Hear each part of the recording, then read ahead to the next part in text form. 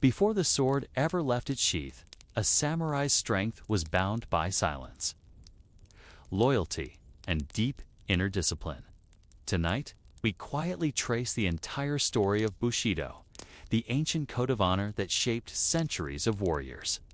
It wasn't just about battle. It was about restraint, ritual, poetry, and death faced without fear.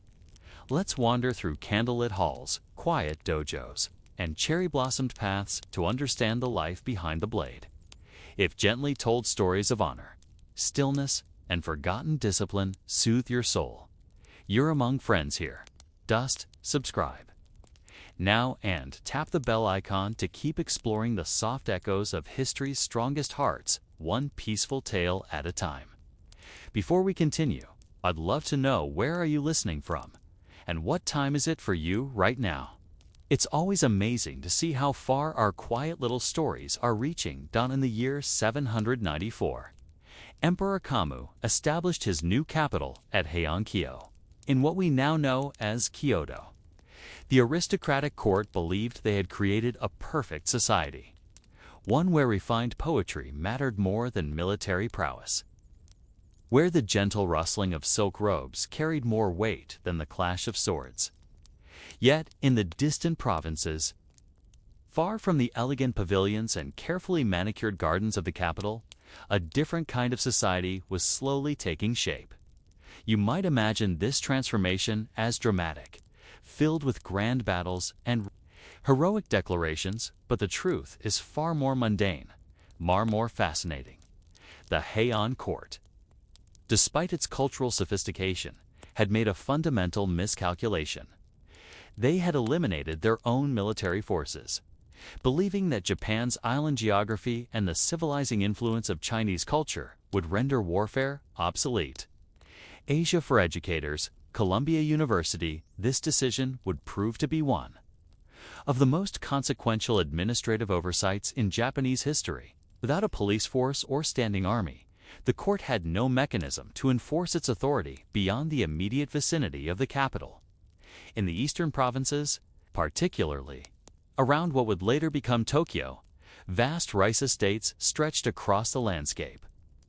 These were not the small family-owned plots you might envision, but enormous agricultural enterprises that required constant management and protection.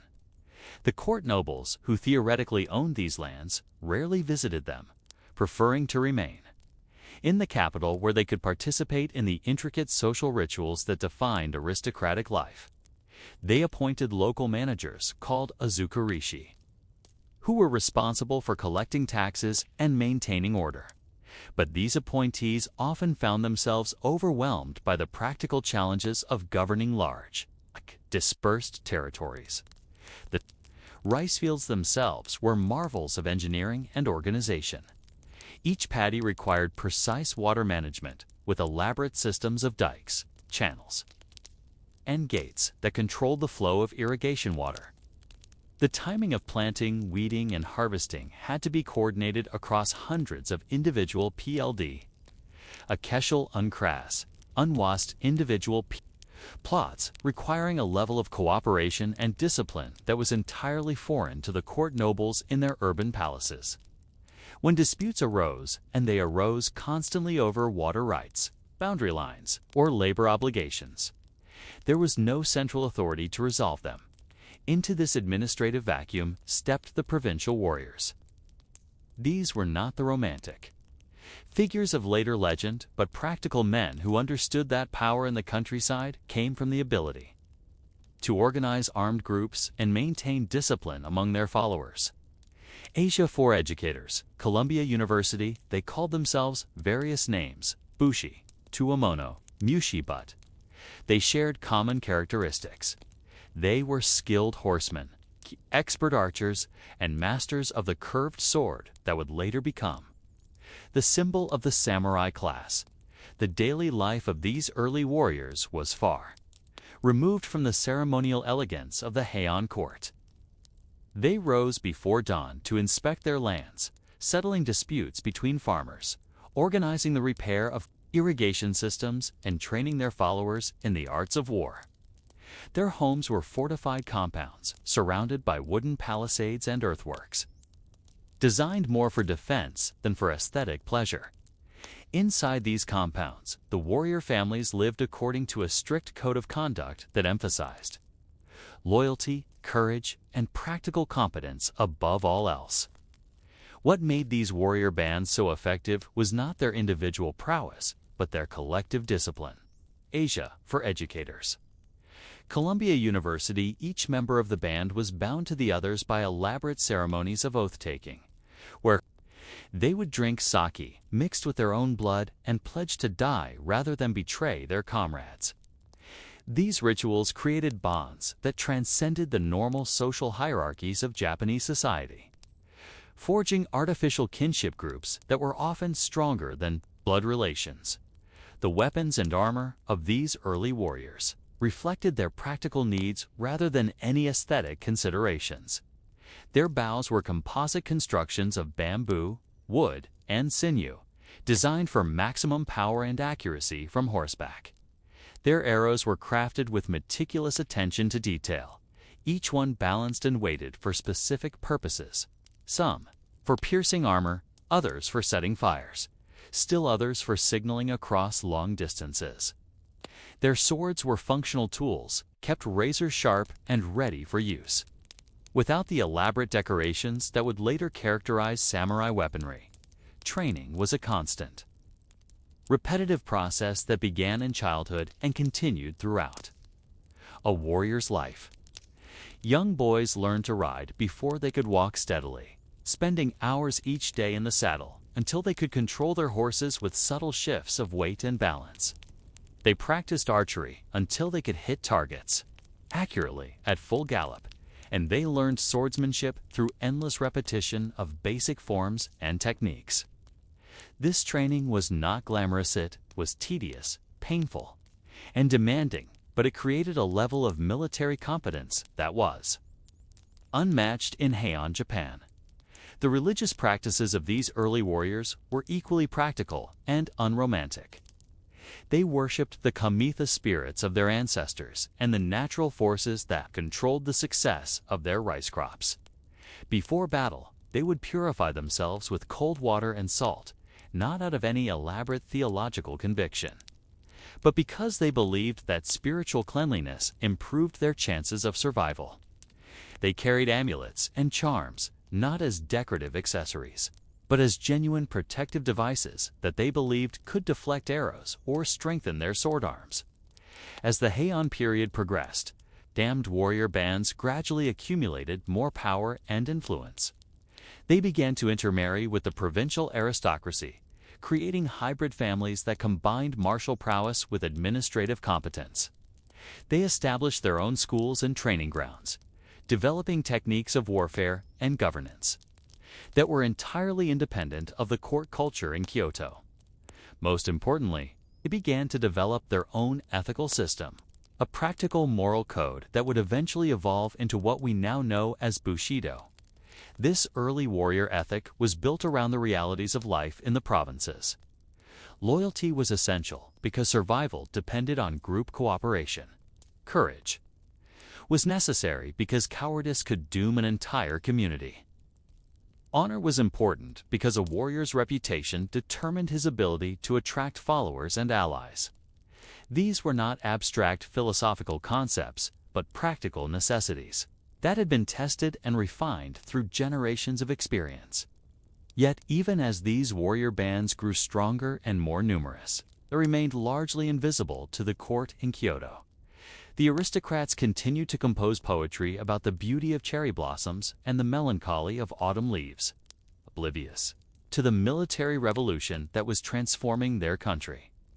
They believed that their Chinese-inspired system of government was eternal and unchanging, not realizing that real power had already begun to shift. To the men who controlled the rice fields and commanded the loyalty of armed bands. But how did these scattered groups of provincial warriors come to challenge the authority of the imperial court itself? What specific events would transform them from local peacekeepers into the masters of Japan? The transformation of provincial warriors into a ruling class did not happen overnight. Nor did it follow any predetermined plan. Instead, it emerged from a series of seemingly minor incidents that gradually revealed the fundamental weakness of the Heian government and the growing strength of the warrior bands. By the middle of the 10th century, these incidents had begun to coalesce into a pattern that would reshape Japanese society forever. The first major test came in 935, when a man named Taira no Masakado launched what historians now call the Jihai Tenyo rebellion. Masakado was not initially a revolutionary. He was a provincial official who had been appointed by the court to maintain order in the Kanto region. But when the court failed to support him in a local dispute, he began to question the legitimacy of imperial authority. What started as a personal grievance gradually evolved into a broader challenge to the entire system of court-appointed governance. Masakado's rebellion was significant not because of its immediate success. He was eventually defeated and killed, but because of what it revealed about the changing nature of power in Japan.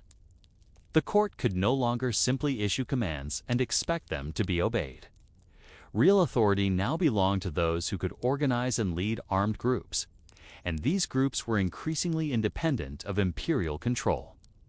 The defeat of Masakado required the court to rely on other warrior bands, a precedent that would have profound implications for the future of Japanese government. The daily routine of these warrior bands during this period was dictated by the practical necessities of maintaining control over large territories. Each morning, the leader of a band would hold court in his residence, listening to reports from his subordinates about conditions in various parts of his domain. Disputes over land boundaries, water rights, and tax obligations required constant attention and careful judgment. The leader had to balance the competing interests of different groups within his territory while maintaining the loyalty of his own followers. Training continued to be a central part of warrior life, but it was becoming more sophisticated and systematic. Warriors began to develop specialized techniques for different types of combat, creating distinct schools of martial arts that were passed down from master to student. The most important of these was Kaido, the way of the bow, which required not only physical skill but also mental discipline and spiritual concentration. Samurai Code, a skilled archer, could hit a target the size of a man's torso at distances of over 200 meters, a capability that gave mounted warriors a decisive advantage.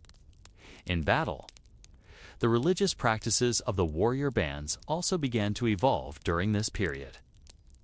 While they continued to worship the traditional kami, they also began to incorporate elements of Buddhism, particularly the Zen sect that emphasized meditation and mental discipline.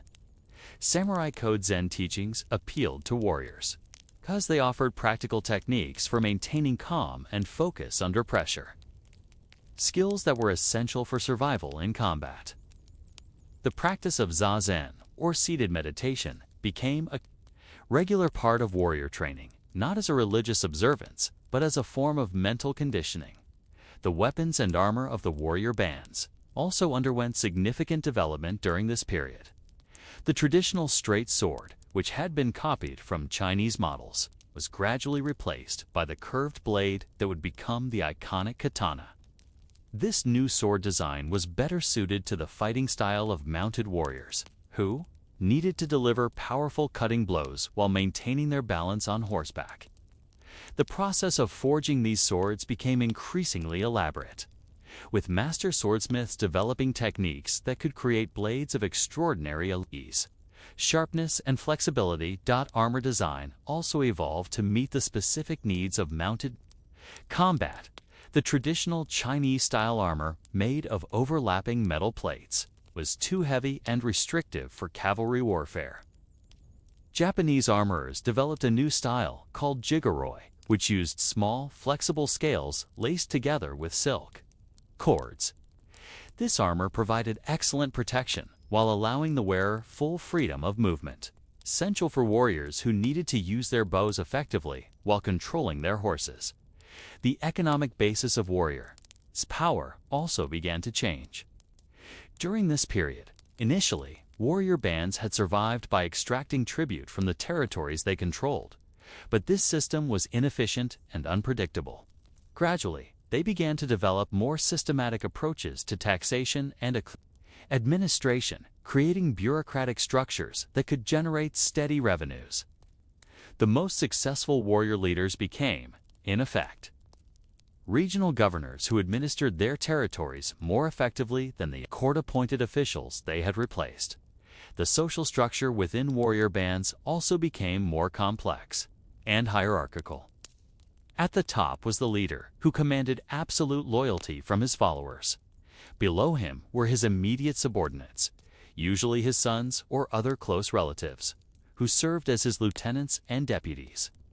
Below them were the ordinary warriors, who provided the military strength of the band, and below them were the various support personnel groups, armorers, craftsmen, and servants, who maintained the equipment and infrastructure necessary for military operations.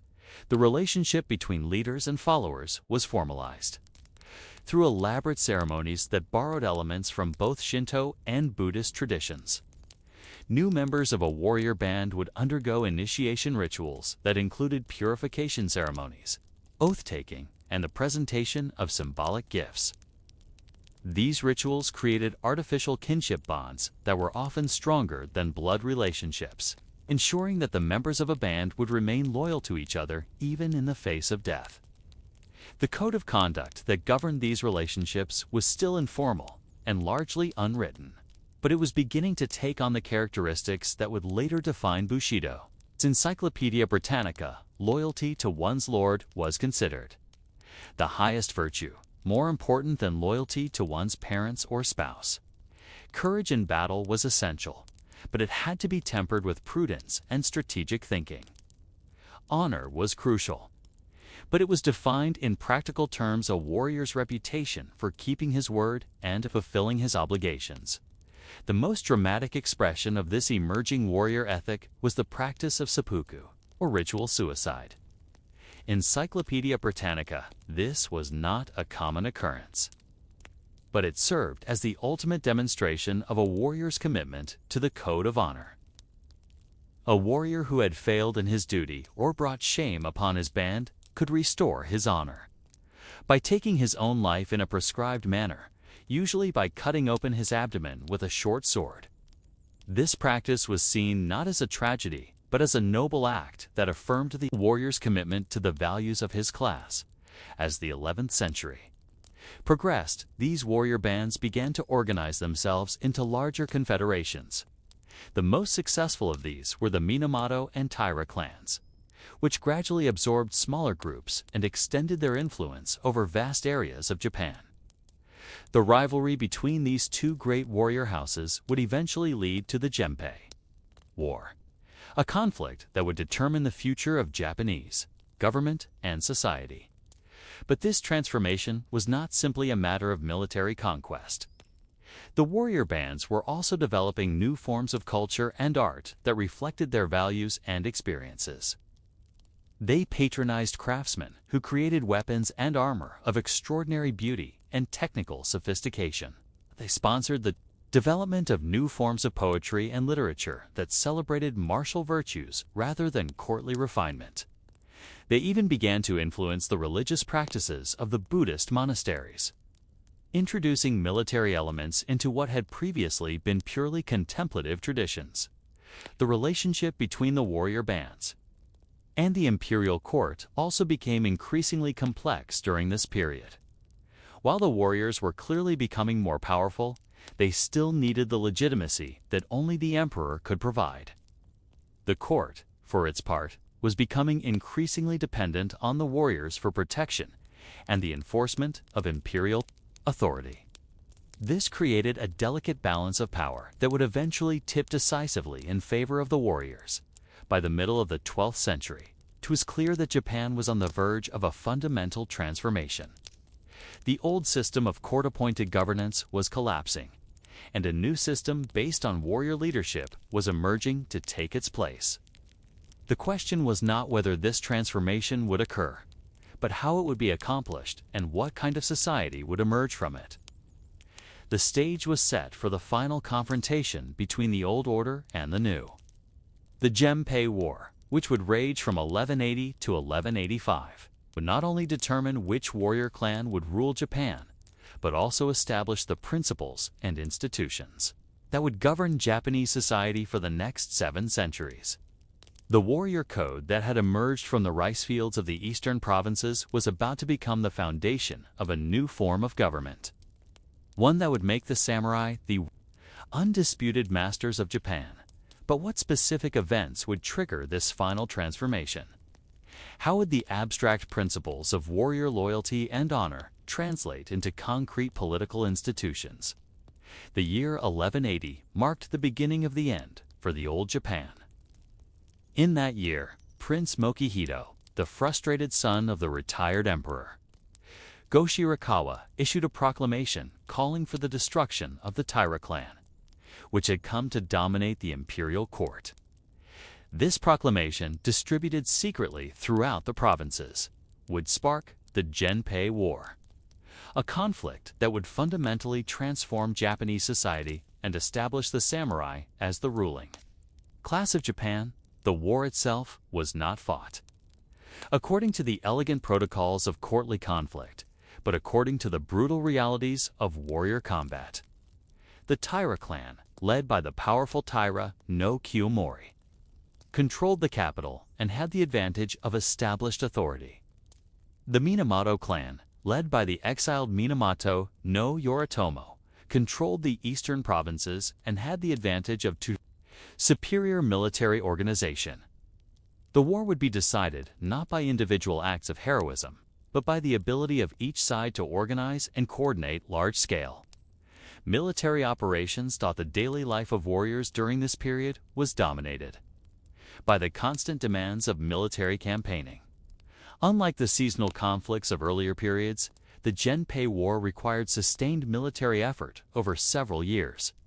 Warriors had to maintain their equipment, train their followers, manage their territories while simultaneously participating in extended military campaigns. This placed enormous strains on the traditional warrior lifestyle and forced the development of new forms of military organization. The most significant innovation was the development of the Gokanen system, a feudal organization that bound warriors to their lords through formal contracts rather than informal personal relationships. Asia for educators. Columbia University. Under this system, a warrior would pledge his loyalty to a lord in exchange for a grant of land or a guaranteed income. The relationship was formalized through elaborate ceremonies that included the exchange of written documents, the performance of oaths, and the presentation of symbolic gifts. This system provided a stable framework for military organization and became the foundation of the samurai class system, the religious dimension of warrior life also underwent significant development during this period. The constant presence of death and the need for spiritual preparation for battle led to the adoption of more sophisticated Buddhist practices. Samurai code warriors began to study Buddhist texts, not for philosophical enlightenment, but for practical guidance on how to face death with equanimity. The concept of mujo, or impermanence, became central to warrior thinking, providing a framework for understanding the transitory nature of life and the inevitability of death. The climax of the Genpei War came in 1185 with the Battle of Dan-Nura, a naval engagement that resulted in the complete destruction of the Taira fleet and the death of the child emperor Ontoku.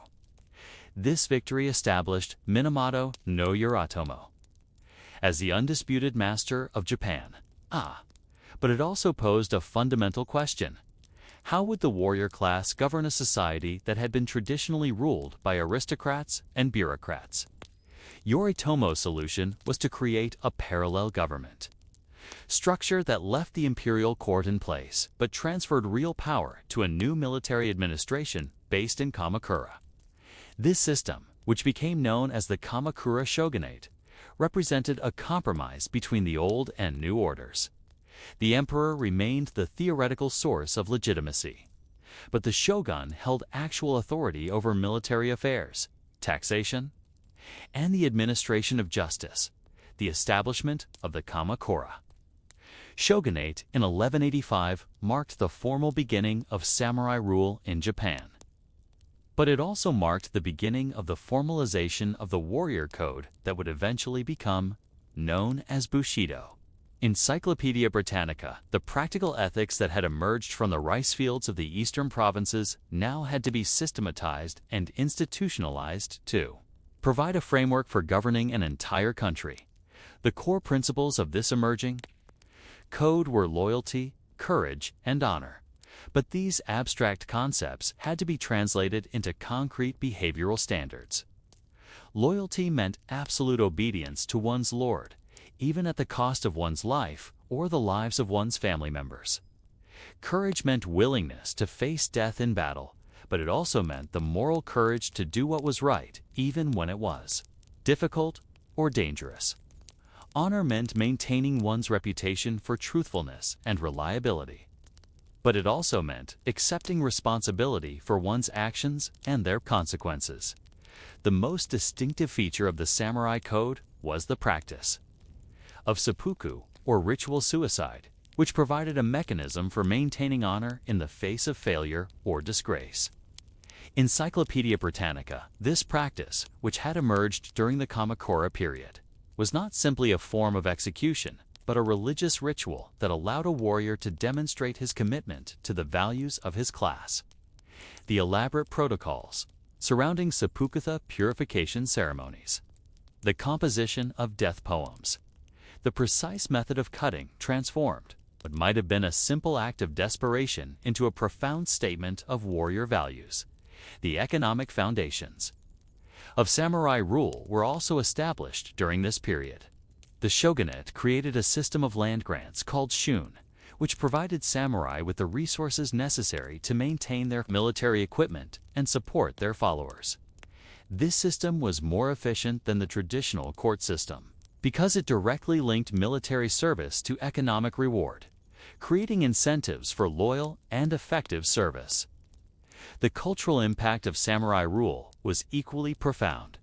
The establishment of the warrior class as the rulers of Japan led to the development of new forms of art, literature, and religious practice that reflected warrior values rather than courtly refinement. The war tales, or Gunki Monogatari, which recounted the heroic deeds of warrior heroes, became the dominant form of literary expression. Buddhist temples began to adopt military elements in their architecture and ceremonies, reflecting the growing influence of warrior patrons. The legal system also underwent fundamental changes during this period. The traditional Chinese-inspired legal codes were supplemented by new laws that reflected the practical needs of warrior society. The Jei-shikomoku, promulgated in Er-sen-ar, established legal principles that would govern samurai behavior for centuries. These laws emphasized the importance of loyalty, the obligations of lords to their vassals, and the procedures for resolving disputes within the warrior class. The social structure of Japan was also transformed by the establishment of samurai rule. The rigid class distinctions of the Heian period gave way to a more fluid system based on military service and personal achievement. While birth and family connections remained important, they were no longer the sole determinants of social status. A warrior who distinguished himself in battle could rise to positions of authority regardless of his origins, creating a system that was more meritocratic than the aristocratic society it replaced. The establishment of the Kamakura shogunate also had profound implications for the relationship between Japan and the outside world. The warrior government was more pragmatic and less concerned with maintaining the elaborate diplomatic protocols that had characterized the Heian court. This led to a more independent foreign policy and a greater emphasis on military preparedness, trends that would become even more pronounced during later periods of samurai rule. The transformation of Japan from an aristocratic society to a warrior society was now complete. The samurai had become not just the military class, but the ruling class. with their own distinctive culture, values, and institutions. The warrior code that had emerged from the practical necessities of provincial life had become the foundation of a new form of government that would endure for nearly 7 centuries. This transformation had been gradual and largely peaceful, accomplished through a combination of military conquest, political compromise, and cultural adaptation. The samurai had not simply destroyed the old order, but had absorbed its most useful elements while creating new institutions that reflected their own values and experiences. The result was a society that was both traditional and revolutionary, one that preserved the forms of the past while creating the substance of the future. The establishment of the samurai state in 1185 marked the end of one chapter in Japanese history and the beginning of another. The warrior code that had been born in the rice fields of the eastern provinces had become the organizing principle of an entire civilization. But this was only the beginning of the story. The next phase would involve the refinement and elaboration of this code, its transformation from a practical set of guidelines into a sophisticated philosophical system that would shape Japanese society for generations to come. When Tokugawa Ieyasu emerged victorious from the Battle of Sekigahara in 1600, he faced a problem that no previous military leader in Japanese history had encountered: how to govern a unified nation during an extended period of peace. The establishment of the Tokugawa shogunate in 1603 marked not just the beginning of a new government, but the start of what would become known as the Edo period. 2.5 centuries of unprecedented stability that would fundamentally transform the nature of the samurai class and their code of conduct. The practical challenges of this transformation were immense. Japan in 1603 was a country filled with professional warriors who had known nothing but conflict for over a century. The Sengoku period, which had lasted from 1467 to 1603, had been characterized by constant warfare between competing daimyo lords, creating a society where military prowess was the primary path to advancement and survival.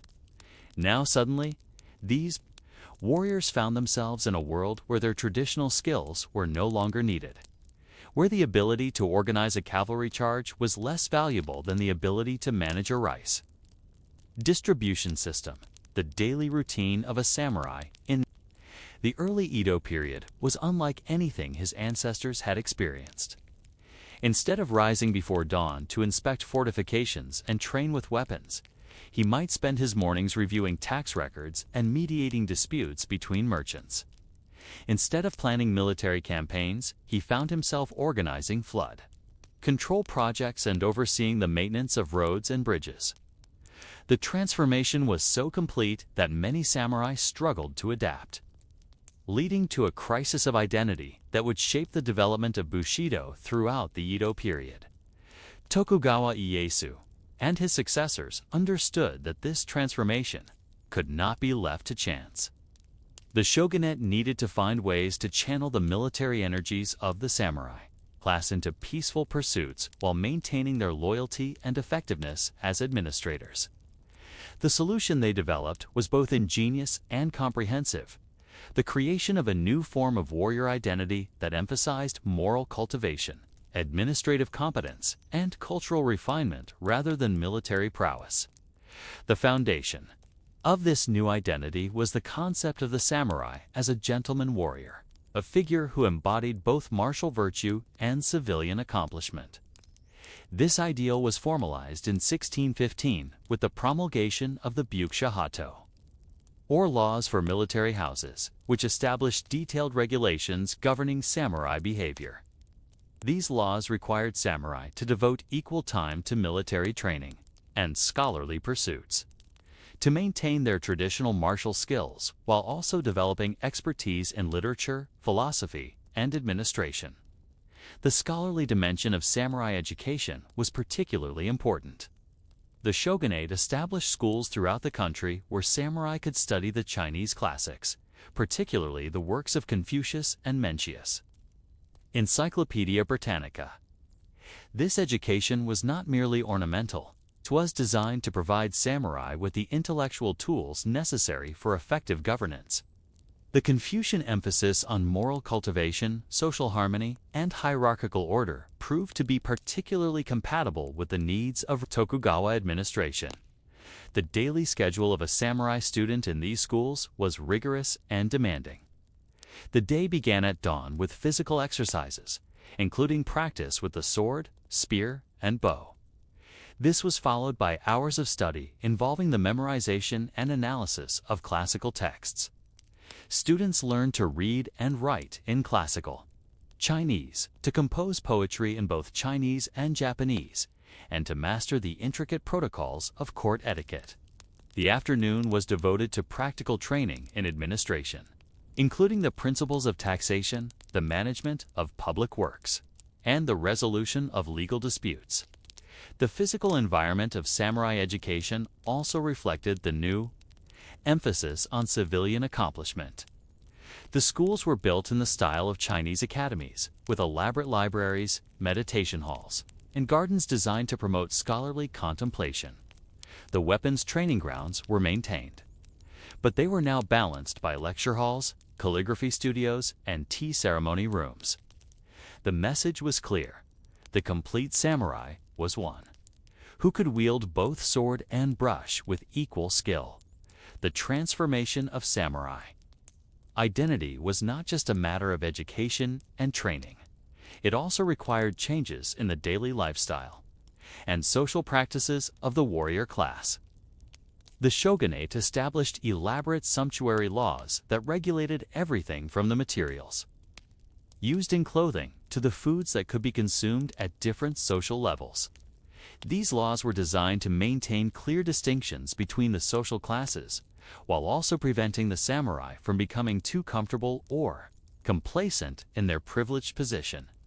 The housing patterns of samurai also underwent significant changes during this period. In the preceding era of warfare, samurai had lived in fortified compounds designed for defense. Now they were required to live in designated residential areas within the castle towns, where they could be more easily supervised and controlled by the shogunate. These residential areas, known as byukyashiki, were laid out according to strict hierarchical principles, with higher-ranking samurai living closer to the castle and lower-ranking samurai living on the periphery. The economic foundations of samurai life also changed dramatically during the Edo period. Previously, samurai had supported themselves through the direct control of agricultural land and the collection of taxes from peasant farmers. Now they received fixed stipends from their daimyo lords, paid in rice that could be converted to money. In the urban markets, this system, known as the Sankin-Keitai system, required samurai to live in the castle towns rather than on rural estates, further separating them from their traditional military functions. The practical application of these philosophical principles was evident in the way samurai approached their administrative responsibilities. Rather than simply enforcing the will of their superiors, they were expected to act as moral exemplars who could inspire loyalty and cooperation through their personal conduct. This required a level of self-discipline and moral cultivation that went far beyond the traditional warrior virtues of courage and loyalty. The family life of samurai also underwent significant changes during this period. The extended periods of peace allowed for more stable family relationships and the development of more sophisticated child-rearing practices. Samurai children were now raised according to detailed pedagogical principles that emphasized moral development as much as physical training. The education of samurai daughters was also expanded, as they were expected to serve as moral influences within their families and to transmit warrior values to the next generation. The shogunate also established elaborate systems for monitoring and evaluating samurai performance. Regular inspections were conducted to ensure that samurai were maintaining their military skills while also developing their civilian capabilities. Those who excelled in both areas were rewarded with promotions and increased responsibilities, while those who failed to meet standards faced demotion or dismissal. This system created strong incentives for samurai to embrace the new model of warrior identity. Despite these comprehensive changes, the transformation of samurai society was not without its challenges and contradictions. Many samurai struggled to adapt to the demands of peaceful society, and there were periodic outbreaks of violence and rebellion. The shogunate had to develop increasingly sophisticated methods of social control to maintain order and prevent the warrior class from reverting to their traditional military functions. The most profound challenge was the question of authenticity. Could a warrior who had never fought in battle truly be considered a samurai?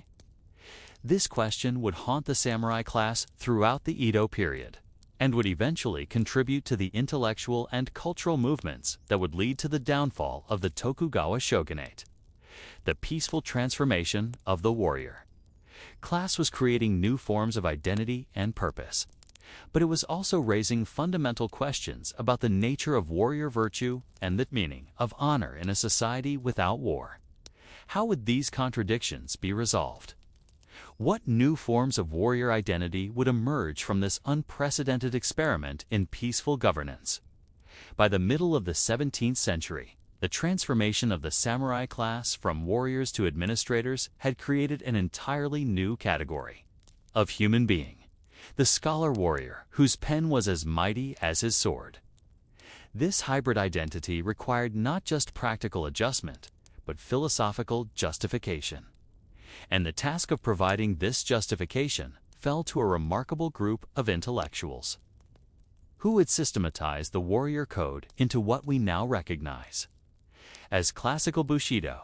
The most influential of these philosopher warriors was Yamaga, a Ronin scholar who had been dismissed from service for his unorthodox ideas, but who used his independence to develop a comprehensive theory of samurai virtue. Encyclopedia Britannica, writing in the 1660s, Yamaga argued that the samurai class had a unique moral mission that transcended their traditional military function. In his view, samurai were not simply professional soldiers, but moral exemplars, whose conduct should inspire and guide the entire society. Yamaga's daily routine exemplified the new samurai ideal. He rose before dawn to practice calligraphy, spending hours perfecting the flowing characters that were considered the outward expression of inner cultivation. This was followed by meditation, not the brief, practical meditation of the battlefield, but extended contemplative practice designed to develop philosophical insight.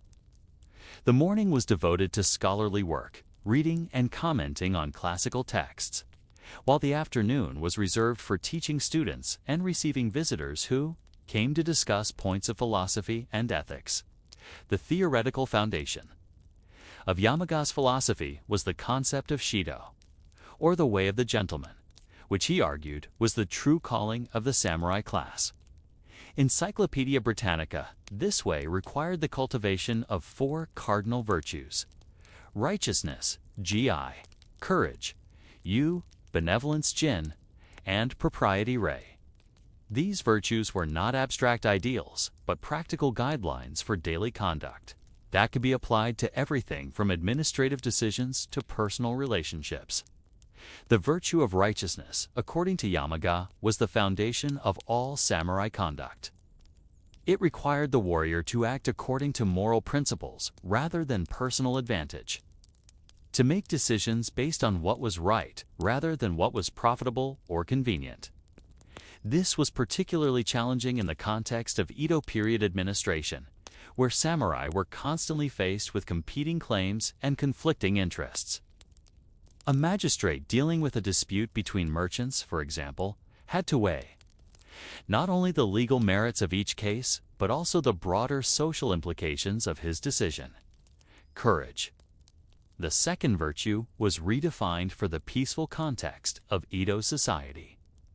Physical bravery remained important, but moral courage became equally significant.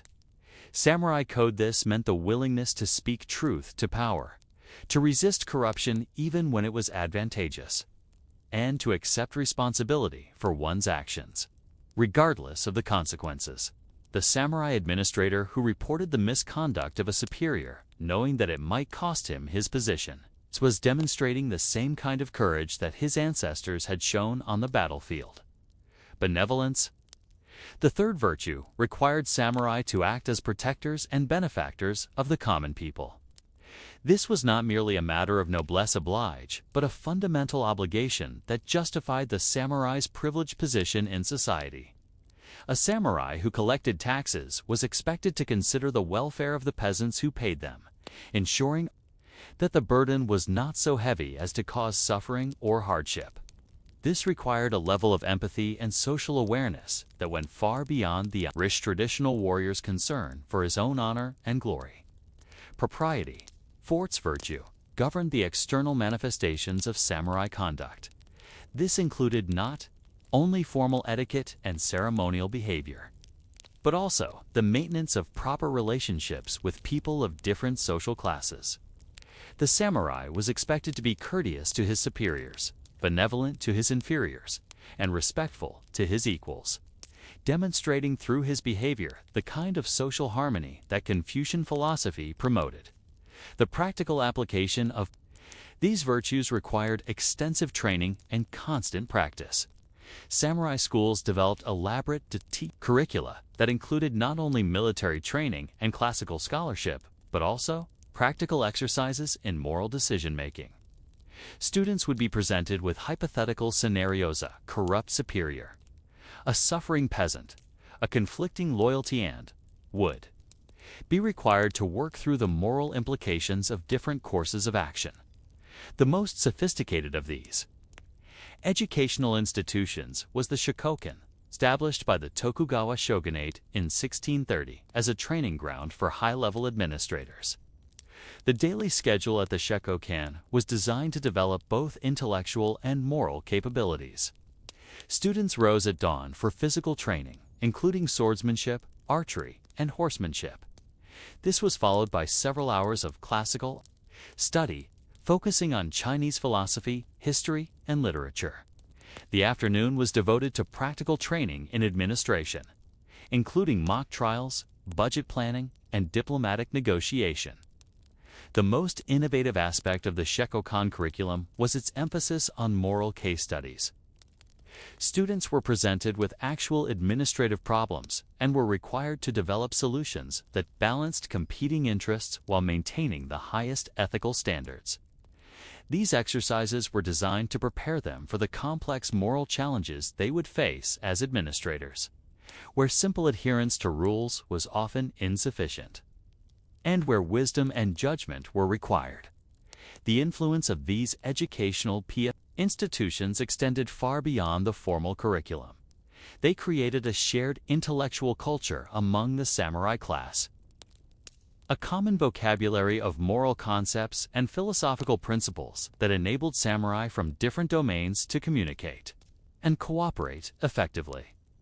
This intellectual unity was crucial for the maintenance of the Tokugawa system, which required coordination among thousands of independent administrators scattered across the country. The philosophical developments of this period were not confined to formal institutions but permeated the daily life of samurai families. The concept of family learning, kazoku no gaku, became central to samurai identity, with parents taking responsibility for the moral education of their children. Samurai code. This education began in early childhood and continued throughout life, creating a continuous process of moral cultivation that shaped every aspect of samurai conduct. The role of women in this educational process was particularly significant. Samurai wives were expected to be not merely household managers, but moral instructors who could transmit warrior values to the next generation. This required them to master the same philosophical texts and moral principles that guided their husbands, creating a form of gender equality that was unique in traditional Japanese society. The education of samurai daughters was also expanded, as they were expected to serve as moral influences in their future families and to preserve warrior traditions, even in peacetime. The economic dimensions of samurai life also became subject to moral regulation during this period. The traditional warrior disdained for money and commerce.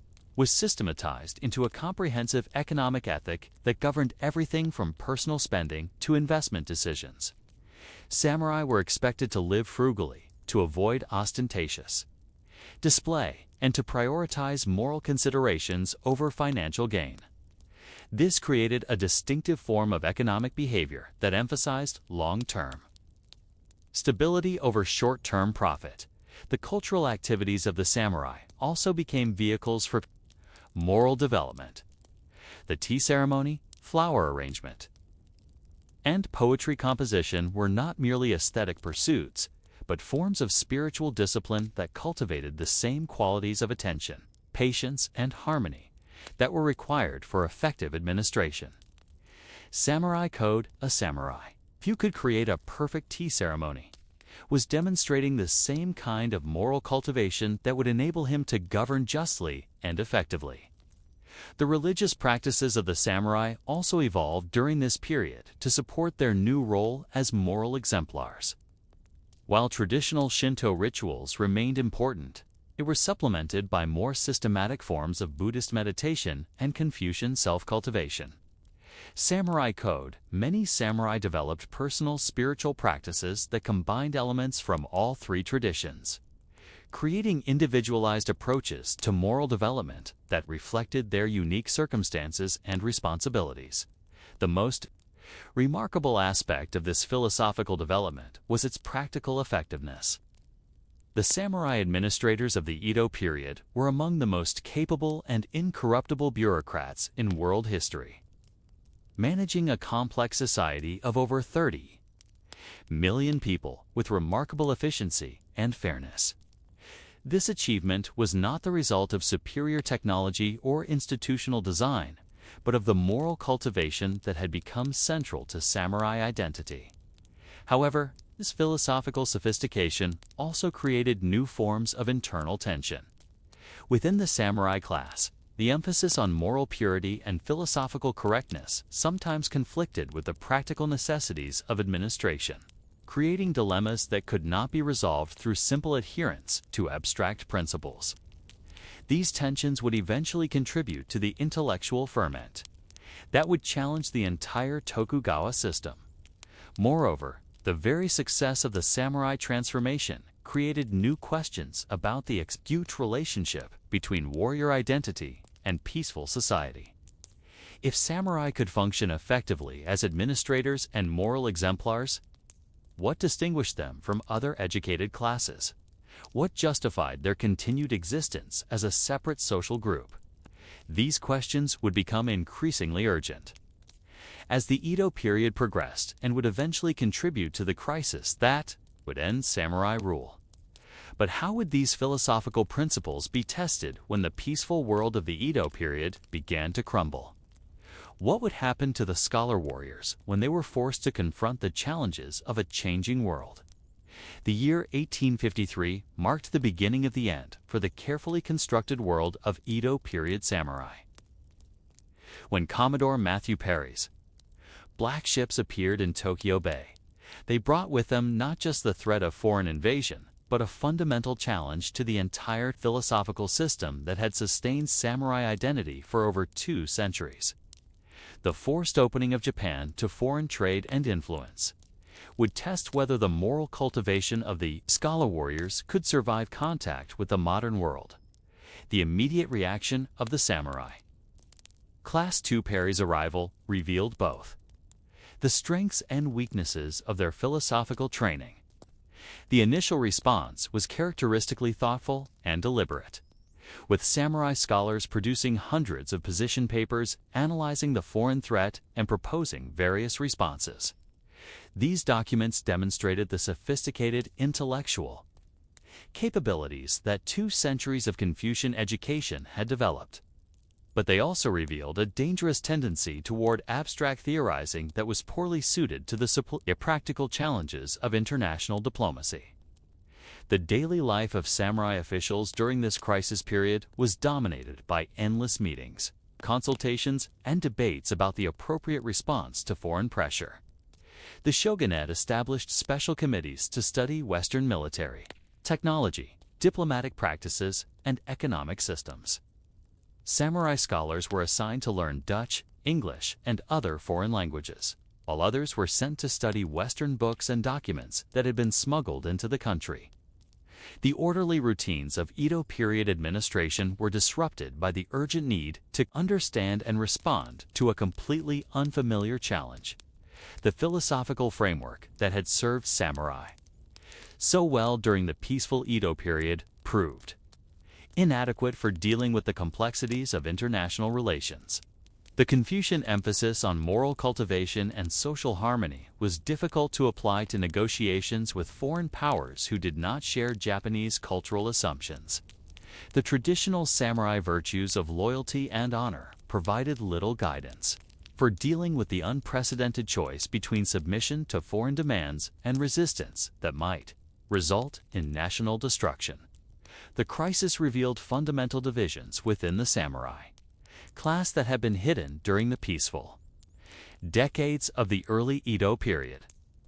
Some samurai, particularly those who had studied Western learning, argued for accommodation with foreign demands, believing that Japan needed to adopt Western technology and institutions to survive. Others, particularly those deeply committed to traditional values, argued for resistance at any cost, viewing foreign influence as a fundamental threat to Japanese identity and samurai honor. The most articulate spokesman for the traditionalist position was Yoshida Shine, a samurai scholar who had been educated in the classical tradition, but who had also studied Western military science. Encyclopedia Britannica Yoshida argued that the true test of samurai virtue was not administrative competence, but willingness to sacrifice everything for the preservation of Japanese independence. His teachings influenced a generation of young samurai who would eventually overthrow the Tokugawa shogunate and establish the Meiji government. The practical implications of this philosophical debate were evident in the changing daily routines of samurai throughout the country.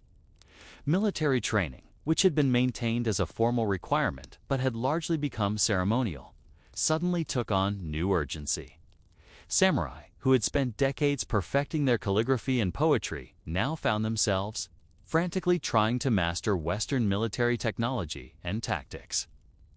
The sword practice that had been a meditative exercise became preparation for actual combat, while the study of classical texts was supplemented by urgent analysis of Western political and economic systems.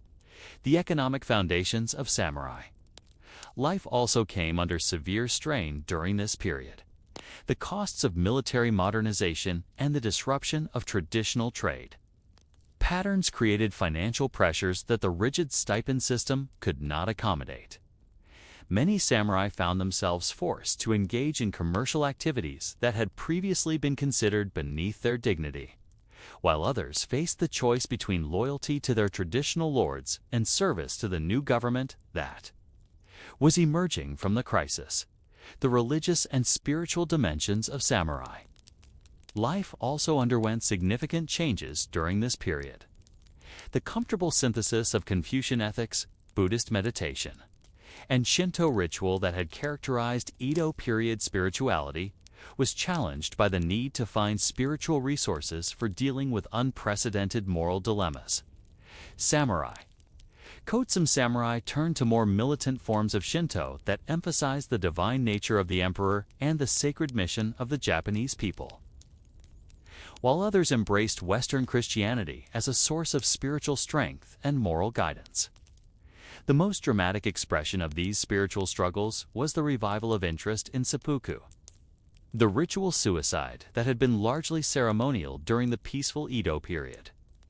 Encyclopedia Britannica, the crisis of the 1850s and 1860s created situations where samurai felt that their honor could only be preserved through death, leading to a series of spectacular suicides that captured the imagination of the Japanese public and demonstrated the continuing power of traditional warrior values. The political implications of the foreign crisis were equally profound. The shogunate's inability to provide effective leadership in the face of foreign pressure undermined the entire system of Tokugawa governance. The emperor, who had been a largely ceremonial figure during the Edo period, became the focus of a movement to restore direct imperial rule and expel foreign influence. This movement, known as Sanjay, revere the emperor, expel the barbarians, provided a rallying point for samurai who were dissatisfied with the existing system but were not sure what should replace it. The Meiji Restoration of 1868 represented the ultimate test of samurai philosophical development. The new government, which was dominated by samurai from the southwestern domains, attempted to preserve the essence of samurai values while adapting them to the requirements of modern statecraft. The Charter Oath of 1868 proclaimed the government's commitment to seek knowledge throughout the world while maintaining the grand principles of loyalty and filial piety. The practical implementation of these ideals required unprecedented changes in samurai life and identity. The new government abolished the class system that had defined samurai status for centuries, declared all citizens equal before the law, and established universal military service that eliminated the warrior's monopoly on armed force. These changes were justified as necessary for national survival, but they also represented a fundamental challenge to the philosophical foundations of samurai identity. The response of individual samurai to these changes revealed the depth of their philosophical commitment. Some, like Fukazawa Yukichi, embraced the new order and became advocates for Western learning and democratic institutions. Others, like Seigo Takamori, attempted to preserve traditional values through armed resistance to the new government. Still others, like Nitobe Inazu, sought to reinterpret traditional values in ways that would make them compatible with modern society. The most significant long-term consequence of the Meiji Restoration was the transformation of Bushido from a class-based ethical system into a national ideology. Encyclopedia Britannica, the new government promoted samurai values as the foundation of Japanese national character, agreeing that loyalty, courage, and honor were not the exclusive property of the warrior class but the birthright of all Japanese citizens. This nationalization of Bushido would have profound implications for Japanese society and politics in the following decades. The educational system established by the Meiji government reflected this new understanding of samurai values. The Imperial Rescript on Education, issued in 1890, made moral cultivation based on Confucian principles the foundation of public education, while the introduction of universal military service ensured that all young men would receive training in the warrior virtues. The result was a society that combined modern technology and institutions with traditional values and attitudes. The cultural impact of this transformation was equally significant. The literature, art, and popular culture of the Meiji period were filled with references to samurai values and traditions, creating a romanticized image of the warrior class that emphasized their moral purity and spiritual dedication. This cultural samurai revival helped to maintain continuity with the past while adapting to the demands of the modern world. However, the transformation of Bushido from a class-based daikyo system into a national ideology also created new problems and contradictions. The emphasis on absolute loyalty to the emperor and the state could conflict with individual moral judgment, while the glorification of military virtues could promote militarism and aggressive foreign policy. These tensions would eventually contribute to the disasters of the Pacific War and the collapse of the imperial system. The story of the Edo period samurai represents one of the most remarkable examples of social transformation in world history. A class of professional warriors successfully adapted to centuries of peace by developing sophisticated philosophical and administrative capabilities, only to face the ultimate test of their convictions when confronted with the challenges of the modern world. Their response to this test, creative, principled, and ultimately successful, provided the foundation for Japan's emergence as a modern nation while preserving the essential elements of their cultural identity. The transformation of the samurai code during the Edo period created a legacy that continues to influence Japanese society today. The emphasis on moral cultivation, social responsibility, and dedication to collective welfare that characterized Edo period Bushido remains an important element of Japanese culture, while the intellectual sophistication and administrative competence of the scholar warriors provided a model for modern Japanese bureaucracy and education. But what would become of these carefully cultivated values when they were tested by the ultimate challenge of military defeat and occupation? How would the samurai code adapt to the complete transformation of Japanese society in the aftermath of World War II? In the misty mountains of medieval Japan, where ancient pines whispered secrets to the wind and temple bells echoed through valleys shrouded in morning fog, a remarkable synthesis was taking place. The year was 1191, and a young warrior named Minamoto no Yoritomo had recently established his military government in Kamakura. But the true revolution was happening not in the halls of power, but in the quiet meditation halls of Zen temples, the sacred groves of Shinto shrines, and the scholarly academies where Chinese philosophy was being adapted to Japanese realities. The daily life of a samurai in this period was increasingly shaped by spiritual practices that would have seemed strange to his ancestors. Where once a warrior's morning might have begun with the inspection of weapons and the review of military formations, now it often started with zazen meditation, the seated practice that Zen Buddhism had brought from China. Samurai code: the warrior would rise before dawn, perform ritual purification with cold water, and then sit in perfect stillness for an hour or more, training his mind to achieve the kind of calm focus that was essential both for spiritual development and for survival in combat. This integration of spiritual practice with warrior training was not merely a personal choice, but a systematic development that reflected the unique circumstances of Japanese society. Unlike China, where Buddhist monasticism was largely separate from secular life, Japan had developed a tradition of warrior monks who combined religious practice with military service. Samurai code, these sai, as they were known, had demonstrated that spiritual discipline and martial prowess could be mutually reinforcing rather than contradictory. The philosophical foundation for this integration was provided by Zen Buddhism, which had arrived in Japan in the late 12th century through the efforts of monks like Eisai and Dogen. Zen differed from other forms of Buddhism in its emphasis on direct experience rather than textual study, on meditation rather than ritual, and on the cultivation of immediate awareness rather than gradual accumulation of merit. Samurai code. These characteristics made it particularly appealing to warriors who needed practical techniques for maintaining mental clarity and emotional stability in life and death situations. The daily routine of a warrior monk in this period illustrates the practical integration of spiritual and martial training.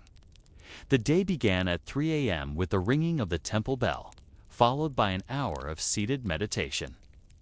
This was followed by sutra chanting, not as a devotional practice, but as a form of breath control that developed the kind of respiratory discipline necessary for archery and swordsmanship. The morning meal was taken in silence, with careful attention to the process of eating that cultivated the mindfulness necessary for combat awareness. The afternoon was devoted to physical training, but this was conducted according to Zen principles that emphasized the unity of mind and body. Sword practice was not merely a matter of developing muscular strength and technical skill, but a form of moving meditation that required the same kind of mental discipline as seated zazen. Samurai code: the warrior learned to move without conscious thought, to respond to threats with immediate and appropriate action, and to maintain perfect composure even in the most dangerous situations. The integration of Zen Buddhism with warrior training was facilitated by the concept of mushin, or no mind, which referred to a state of consciousness in which action arose spontaneously without the interference of conscious thought. This state was cultivated through years of disciplined practice and was considered essential for both spiritual enlightenment and martial effectiveness. A warrior who had achieved Mushan could respond to attacks with perfect timing and accuracy, while a monk who had achieved it could penetrate to the heart of reality without the distraction of conceptual thinking. The influence of Shinto on warrior culture was equally profound, though often less visible than the imported Buddhism. Shinto, the indigenous religion of Japan, was not a systematic theology, but a collection of practices and beliefs centered on the reverence of kami, the sacred forces that inhabited the natural world. Samurai code for warriors, Shinto provided a sense of connection to the land they defended and to the ancestors who had defended it before them.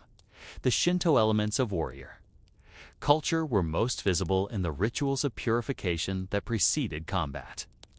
Before entering battle, samurai would perform mizagi, the ritual cleansing that involved bathing in cold water, often under a waterfall, while reciting prayers and focusing their minds on the coming conflict. This practice served both practical and spiritual purposes, preparing the warrior physically for the demands of combat while also creating the mental clarity necessary for effective action. The weapons and armor of the samurai also reflected Shinto influences. Swords were considered sacred objects that contained the spirit of their makers and the souls of the warriors who had wielded them. Samurai code, the process of forging a sword, was itself a religious ritual, with the swordsmith purifying himself through fasting and meditation before beginning work. The finished sword was blessed by Shinto priests and was often given a name that reflected its spiritual significance. The most important Shinto contribution to warrior culture was the concept of Yamato Damashai, or Japanese spirit, which referred to the unique cultural and spiritual qualities that distinguished the Japanese people from other nations. This concept provided warriors with a sense of sacred mission that went beyond personal honor or loyalty to individual lords. They saw themselves as defenders of a sacred land and a sacred people, charged with preserving the unique spiritual heritage of Japan. The third major influence on warrior culture was Confucianism, which had arrived in Japan much earlier than Buddhism but had been largely confined to court circles until the medieval period. Samurai code Confucian philosophy provided warriors with a systematic approach to ethics and social relationships that complemented the spiritual practices of Buddhism and Shinto. The Confucian emphasis on loyalty, filial piety, and social harmony proved particularly appealing to warriors, who needed clear guidelines for navigating the complex relationships of feudal society. The practical application of Confucian principles in warrior life was evident in the development of elaborate codes of conduct that governed everything from the treatment of prisoners to the distribution of spoils after battle. These codes were not merely practical agreements, but moral imperatives that were believed to reflect the natural order of the universe. A warrior who violated these codes was not just breaking a rule, but disrupting the cosmic harmony that maintained the stability of society.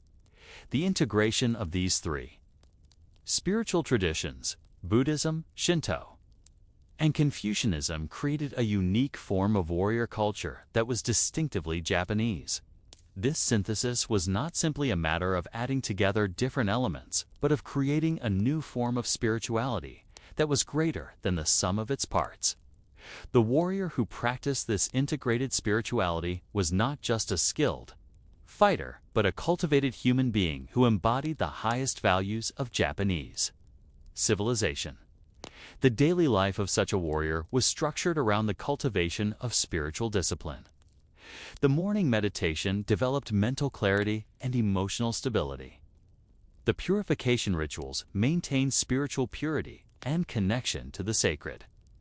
The study of classical texts provided intellectual framework for understanding moral obligations. The physical training integrated mind and body in pursuit of perfect action. The evening reflection reviewed the day's activities and prepared for the next day's challenges. This spiritual integration was not merely a personal practice, but a social phenomenon that shaped the entire warrior class. temples and shrines became centers of warrior culture, places where military leaders gathered to discuss strategy and politics, as well as to pursue spiritual development. The abbots of major temples were often consulted on matters of war and peace, while Shinto priests provided spiritual guidance for military campaigns. The artistic and cultural expressions of warrior society also reflected this spiritual integration. The poetry of warrior monks like Segyo combined Buddhist insights with martial imagery, creating a new form of literature that captured the unique perspective of the warrior mystic. The martial arts themselves became forms of artistic expression, with schools of swordsmanship developing their own aesthetic principles and philosophical foundations. The architectural forms of warrior culture also embodied this spiritual synthesis. The castles and fortified residences of samurai lords were designed not merely for defense, but as expressions of spiritual principles. The gardens, though maintained for practical purposes, were arranged according to aesthetic principles derived from Zen Buddhism and Shinto nature worship. The interiors were decorated with calligraphy and paintings that reflected the spiritual interests of their inhabitants. The economic aspects of warrior life were also influenced by spiritual considerations. The traditional warrior disdain for commercial activity was reinforced by Buddhist teachings about the spiritual dangers of attachment to wealth and possessions. The Confucian emphasis on moral cultivation over material success provided philosophical justification for the warrior's focus on honor and duty rather than profit and accumulation. However, this spiritual integration also created tensions and contradictions that would shape the development of warrior culture throughout the medieval period. The Buddhist emphasis on compassion and the preservation of life conflicted with the warrior's professional obligation to kill enemies. The Shinto reverence for purity and cleanliness was difficult to maintain during the brutal realities of warfare. The Confucian ideal of social harmony was challenged by the constant conflicts between different warrior factions. These tensions were not merely theoretical problems, but practical dilemmas that warriors faced on a daily basis. How could a Buddhist warrior reconcile his spiritual commitment to nonviolence with his professional obligation to kill? How could a Shinto warrior maintain ritual purity while engaging in the blood and violence of battle? How could a Confucian warrior promote social harmony while participating in the conflicts that disrupted it? The resolution of these contradictions would require the development of new forms of spiritual practice and philosophical understanding that could accommodate the unique challenges of warrior life. But what specific practices and beliefs would emerge from this spiritual crucible? How would the warrior's quest for spiritual perfection be reconciled with the practical demands of military service? The resolution of the spiritual contradictions inherent in warrior life came through a process of creative synthesis that transformed not just religious practice, but the very conception of what it meant to be a warrior. By the 14th century, the integration of Buddhist, Shinto, and Confucian elements had produced a distinctive form of warrior spirituality that was both practical and transcendent, both this-worldly and otherworldly. The key to this synthesis was the development of what modern scholars call engaged spirituality, a form of religious practice that saw worldly activity not as an obstacle to spiritual development, but as a vehicle for it. Samurai code, this represented a fundamental shift from the traditional Buddhist view that worldly engagement was a distraction from the spiritual path. Instead, the warrior's profession became a form of spiritual practice, with combat itself serving as a means of spiritual transformation. The daily life of a warrior in this period reflected this new understanding of spirituality. The morning meditation was no longer simply a preparation for worldly activity, but was integrated with it. The warrior would meditate on the nature of life and death, not as abstract philosophical concepts, but as immediate realities that he would face in battle. Samurai code, this meditation was designed to produce a state of mind that was simultaneously fully engaged with the world and completely detached from it. The practice of swordsmanship became a form of moving meditation that was considered equivalent to seated zazen. The warrior would practice his techniques with the same kind of mindful attention that a monk brought to his breathing exercises. Each movement was performed with complete concentration. Each breath was coordinated with the rhythm of the sword. And each practice session was treated as an opportunity for spiritual insight. The goal was not just technical proficiency, but the achievement of a state of consciousness in which the sword became an extension of the warrior's own body and mind. The most profound expression of this warrior spirituality was the development of what came to be known as death meditation, a practice that involved the systematic contemplation of mortality. Samurai Code, unlike the Buddhist meditation on death, which was designed to promote detachment from worldly concerns, the warrior's death meditation was intended to produce a state of complete engagement with life.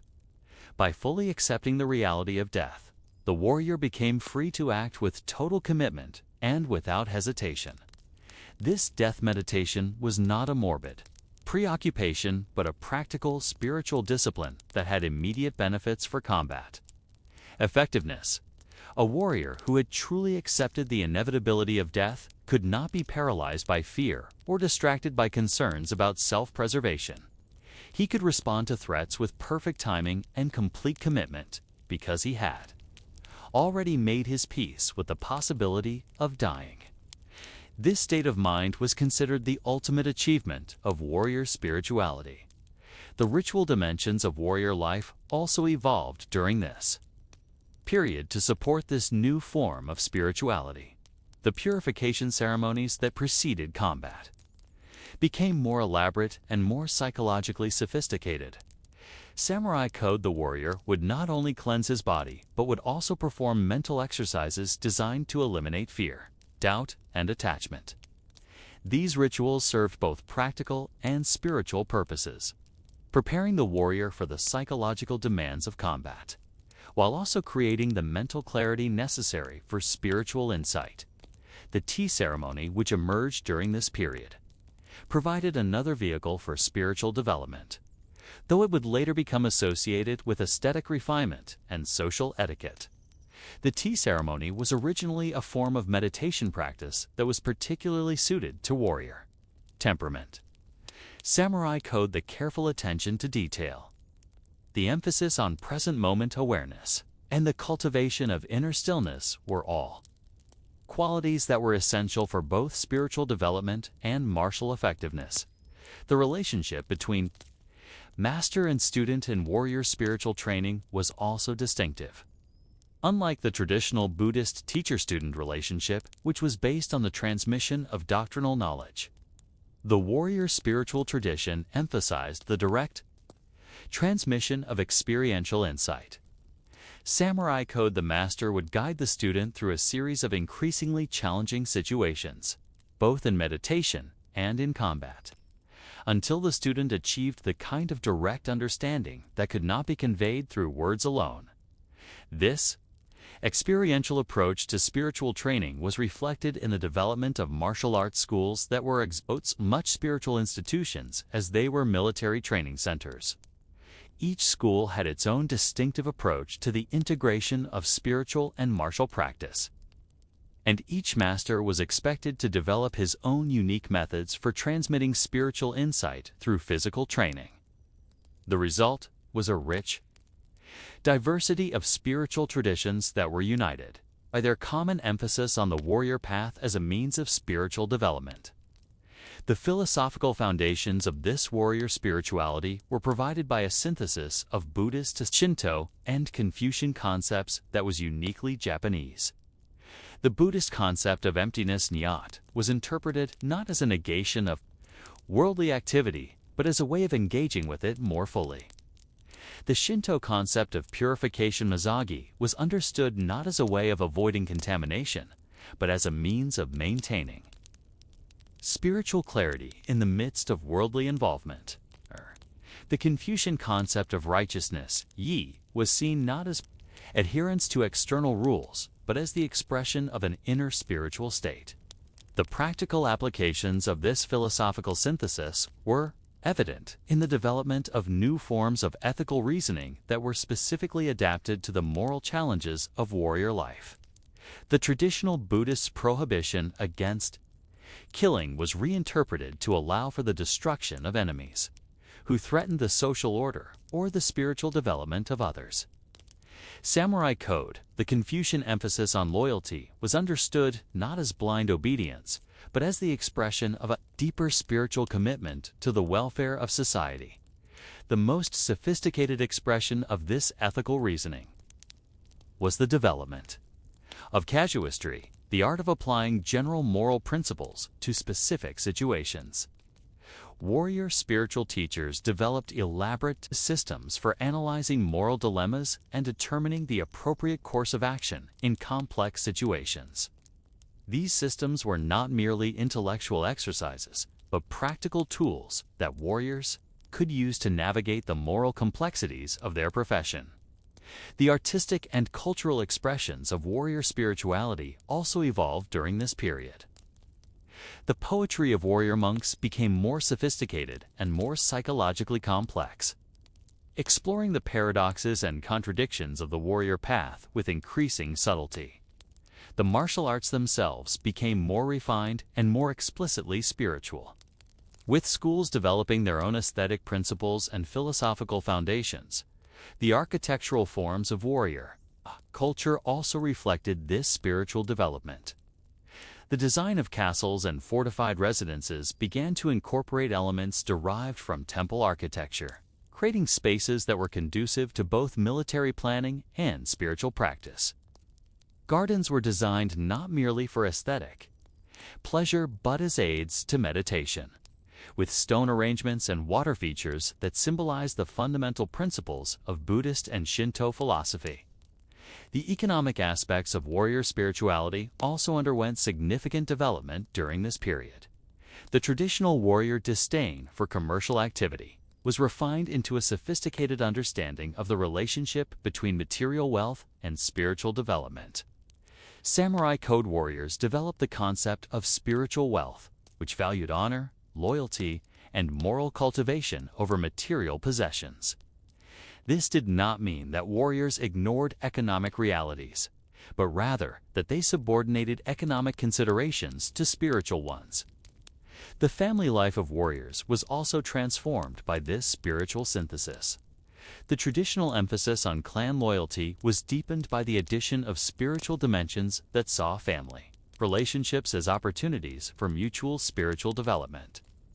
Samurai code husbands and wives were expected to support each other's spiritual practice, while parents were responsible for transmitting not just martial skills, but spiritual wisdom to their children. The education of warrior children reflected this integrated approach to spiritual and martial development. Children began their training with basic meditation practices and purification rituals, gradually adding more sophisticated spiritual exercises as they matured. The study of classical texts was not merely intellectual exercise, but spiritual practice, with students expected to internalize the wisdom of the sages and apply it to their daily lives. The relationship between individual warriors and their lords also took on new spiritual dimensions during this period. Loyalty was no longer simply a matter of personal obligation, but became a form of spiritual practice that was believed to contribute to the moral development of both master and servant. Samurai code, the ideal lord, was one who could provide spiritual guidance as well as material support, while the ideal retainer was one who could serve as a moral exemplar as well as a skilled warrior. The most dramatic expression of this spiritualized understanding of loyalty was the development of the practice of zhengxi, or following one's lord in death. This was not simply suicide, but a spiritual practice that was believed to demonstrate the complete transcendence of personal concerns in favor of higher spiritual values. The warrior who committed zhengxi was not seen as destroying his life, but as completing it, achieving the ultimate expression of the warrior's spiritual path. The religious rituals associated with warfare also became more elaborate and more psychologically sophisticated during this period. Pre-battle ceremonies included not only purification and prayer, but also meditation practices designed to produce the optimal state of mind for combat. Samurai code post-battle rituals included not only thanksgiving and memorial services, but also spiritual exercises, designed to process the psychological impact of violence and death. The weapons and armor of warriors also took on increased spiritual significance during this period. Swords were not merely tools, but sacred objects that were believed to contain spiritual power. The process of selecting, maintaining, and using weapons became a form of spiritual practice, with warriors developing intimate relationships with their equipment that were comparable to the relationships between monks and their ritual objects. The most sophisticated expression of this weapon spirituality was the development of sword schools that were as much spiritual institutions as martial training centers. Each school had its own distinctive approach to the relationship between spiritual development and technical skill, and each master was expected to be able to transmit spiritual insight through the medium of swordsmanship instruction. The result was a rich tradition of weapon-based spiritual practice that was unique to warrior culture. However, this spiritual sophistication also created new challenges and contradictions that would shape the development of warrior culture throughout the medieval period. The emphasis on spiritual development could conflict with the practical demands of military service, while the pursuit of individual enlightenment could undermine the collective discipline that was essential for military effectiveness. The resolution of these tensions would require even more sophisticated forms of spiritual practice and philosophical understanding. The integration of Buddhist, Shinto, and Confucian elements had created a form of warrior spirituality that was both practical and transcendent, both individual and collective. But this integration was not a static achievement, but a dynamic process that continued to evolve in response to changing historical circumstances. The warrior's quest for spiritual perfection would continue to be shaped by the practical demands of military service, while the practical requirements of warfare would continue to be informed by spiritual insights and aspirations. What would happen when this carefully balanced synthesis was tested by the ultimate challenges of the medieval period? How would the warrior's spiritual development be affected by the increasing scale and intensity of warfare that characterized the later medieval period? The 15th and 16th centuries brought unprecedented challenges to the spiritual synthesis that had sustained warrior culture for over 2 centuries. The Anin War, 1467-1477, had devastated the capital and initiated a period of constant warfare that would last for over a century. The arrival of European missionaries in 1549 introduced Christianity as a new element in the religious landscape, while the increasing availability of firearms fundamentally altered the nature of warfare itself. These challenges would test the warrior's spiritual tradition in ways that it's a pew, my only lipstick. Ruby kiss, only ruby kiss has the luxurious high. Only ruby kiss has the luxurious ruby kiss, do wisely, and leaves a rich, long-lasting color founders could never have imagined. The daily life of warriors during this period was dominated by the constant presence of death and destruction. The elaborate spiritual practices of the earlier period had to be adapted to the realities of almost continuous campaigning, where there was little time for extended meditation or elaborate purification rituals.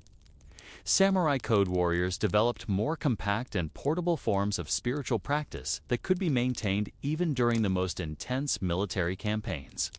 The most significant adaptation was the development of what came to be known as battlefield meditation, a form of spiritual practice that could be performed even in the midst of combat. This involved the cultivation of a state of mind that was simultaneously fully engaged with the immediate tactical situation and completely detached from concerns about personal survival. Samurai code, the warrior who had mastered this practice, could maintain perfect clarity of mind even in the chaos of battle, making tactical decisions with the same calm precision that a monk might bring to the analysis of a philosophical text. The introduction of firearms created new challenges for warrior spirituality. The traditional emphasis on individual skill and spiritual development was threatened by weapons that could kill at a distance and that required relatively little training to use effectively. The spiritual significance of the sword, which had been central to warrior culture for centuries, was challenged by the practical effectiveness of the arquebus and the cannon. The warrior response to these challenges was characteristically creative and adaptive. Rather than rejecting the new weapons, spiritual teachers developed new forms of practice that could incorporate firearms into the warrior's spiritual tradition. The loading and firing of an arquebus became a form of meditation, with warriors learning to coordinate their breathing, their mental focus, and their physical movements in the same way that had been developed for swordsmanship and archery. The arrival of Christianity also presented both challenges and opportunities for warrior spirituality. Some warriors were attracted to the Christian emphasis on personal salvation and the promise of eternal life, which seemed to offer a solution to the spiritual challenges of a profession that involved constant exposure to death and violence. Samurai code others were suspicious of a foreign religion that seemed to undermine the traditional spiritual foundations of Japanese culture.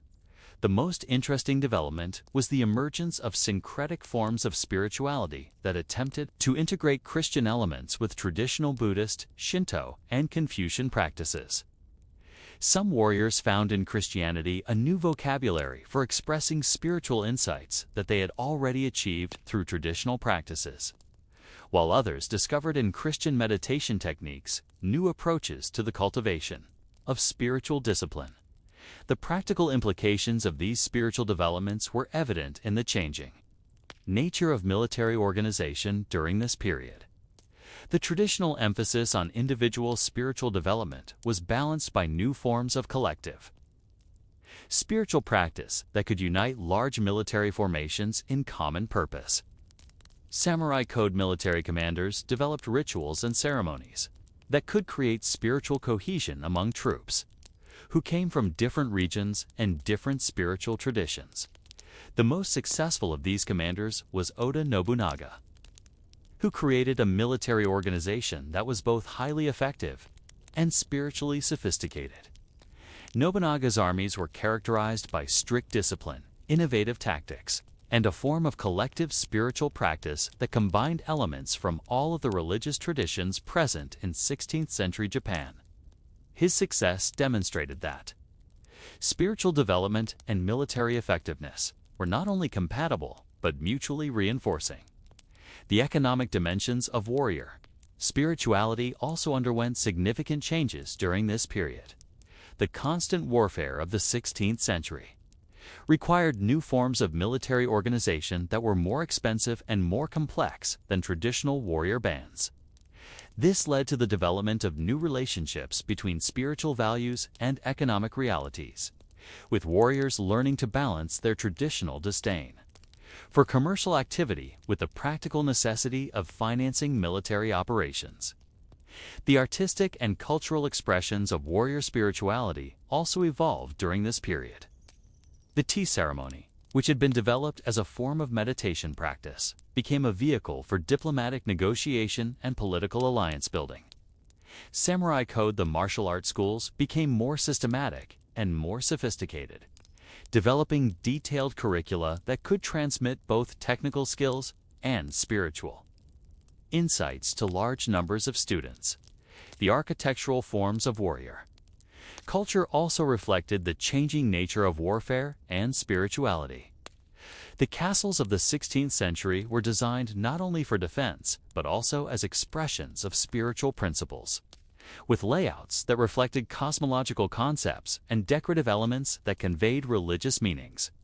The gardens associated with these castles became more elaborate and more symbolically complex, serving as three-dimensional representations of spiritual teachings. The family life of warriors also underwent significant changes during this period. The constant warfare meant that family relationships were often disrupted by military service. But this also created new opportunities for spiritual development. Samurai code warrior wives developed their own forms of spiritual practice that allowed them to maintain their spiritual development while managing the practical challenges of wartime life. While warrior children were educated in more intensive and more systematic spiritual disciplines, the educational systems of warrior families also became more sophisticated during this period. The traditional emphasis on individual instruction was supplemented by more systematic approaches to spiritual education that could accommodate the practical constraints of wartime life. Schools were established that could provide both military training and spiritual instruction, creating a new generation of warriors who were both technically competent and spiritually developed. The most dramatic test of warrior spirituality during this period was the practice of seppuku, which reached its highest level of development as both a spiritual practice and a military tactic. Encyclopedia Britannica, the warrior who committed seppuku was not simply ending his life, but was completing it, achieving the ultimate expression of the warrior's spiritual path. The elaborate rituals surrounding seppuku were designed to transform what might have been a simple act of desperation into a profound spiritual statement. The philosophical foundations of warrior spirituality were also refined during this period. The traditional synthesis of Buddhist, Shinto, and Confucian elements was enriched by new insights derived from the practical experience of constant warfare. Samurai code, the concept of the warrior as a spiritual exemplar, was developed into a sophisticated understanding of the relationship between individual spiritual development and collective social responsibility. The most important development was the emergence of what came to be known as compassionate warfare, a form of military practice that attempted to minimize suffering while achieving strategic objectives. This was not simply a matter of following rules of engagement, but of cultivating a state of mind that could maintain spiritual clarity even while engaging in violence. The warrior who had achieved this state could fight with complete effectiveness while also maintaining compassion for his enemies. The religious rituals associated with warfare also became more elaborate and more psychologically sophisticated during this period. Pre-battle ceremonies included not only traditional purification and prayer, but also new forms of meditation and visualization that were designed to prepare warriors for the psychological challenges of combat. Samurai code post-battle rituals included not only memorial services for the dead, but also spiritual exercises, designed to process the psychological impact of violence and to maintain spiritual balance. The culmination of this period of spiritual development was the unification of Japan under Toyotomi Hideyoshi and then Tokugawa Ieyasu. This achievement was not simply a matter of military conquest, but of spiritual synthesis, bringing together the various regional traditions of warrior spirituality into a unified national culture.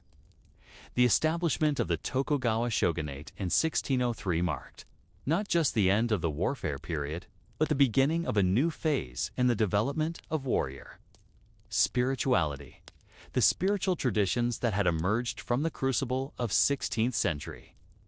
Warfare would provide the foundation for the peaceful transformation of warrior culture during the Edo period. The integration of Buddhist, Shinto, Confucian, and even Christian elements had created a form of spirituality that was both deeply rooted in Japanese culture and open to new influences and adaptations. The warrior's quest for spiritual perfection had not only survived the challenges of constant warfare, but had been refined and strengthened by them. The legacy of this period of spiritual development would continue to influence Japanese culture for centuries to come. The understanding of the warrior as a spiritual exemplar, the integration of individual development with collective responsibility, and the cultivation of compassionate effectiveness would all become permanent features of Japanese spiritual culture. The warrior's path had become not just a profession, but a way of life. Not just a means of achieving military victory, but a method of achieving spiritual fulfillment. This transformation represented the complete maturation of the warrior's spiritual tradition. What had begun as a practical synthesis of religious elements had evolved into a sophisticated understanding of the relationship between spiritual development and worldly engagement. The warrior had become not just a skilled fighter, but a cultivated human being who embodied the highest values of Japanese civilization. The stage was now set for the peaceful transformation of this spiritual tradition during the Edo period and its eventual adaptation to the modern world.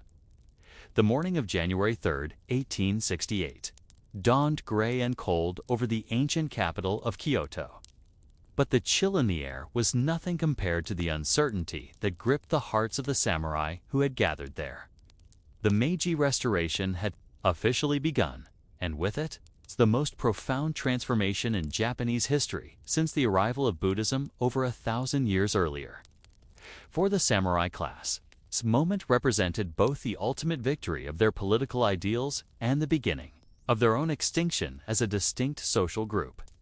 The daily life of samurai in the immediate aftermath of the Restoration was marked by a bewildering mixture of triumph and anxiety. Those who had supported the imperial cause found themselves suddenly elevated to positions of unprecedented power and responsibility, charged with the task of creating a modern nation-state that could compete with the Western powers that had forced Japan's opening. Yet even these victorious samurai understood that their success would require the destruction of the very social system that had created and sustained them. The practical challenges facing the new government were enormous. Japan in 1868 was a feudal society of over 30 million people, divided into hundreds of autonomous domains, each with its own military forces, administrative systems, and economic arrangements.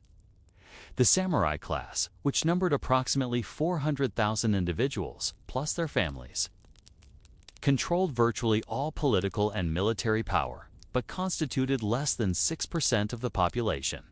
The transformation of this society into a modern nation-state would require not just administrative reforms, but a complete reconceptualization of the relationship between individual identity and collective purpose. The first major challenge was the abolition of the Han system, the feudal domains that had provided the basic structure of Japanese society for over 600 years.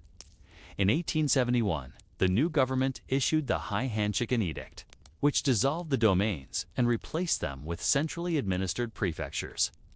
This seemingly bureaucratic change had profound implications for the samurai class, as it eliminated the traditional relationship between samurai and their daimyo lords that had been the foundation of their identity and their livelihood. The daily routine of a samurai official in the new prefectural system was unlike anything his ancestors had experienced. Instead of serving a personal lord with whom he had hereditary ties, he now worked for an impersonal state bureaucracy that was organized according to Western principles of administrative efficiency.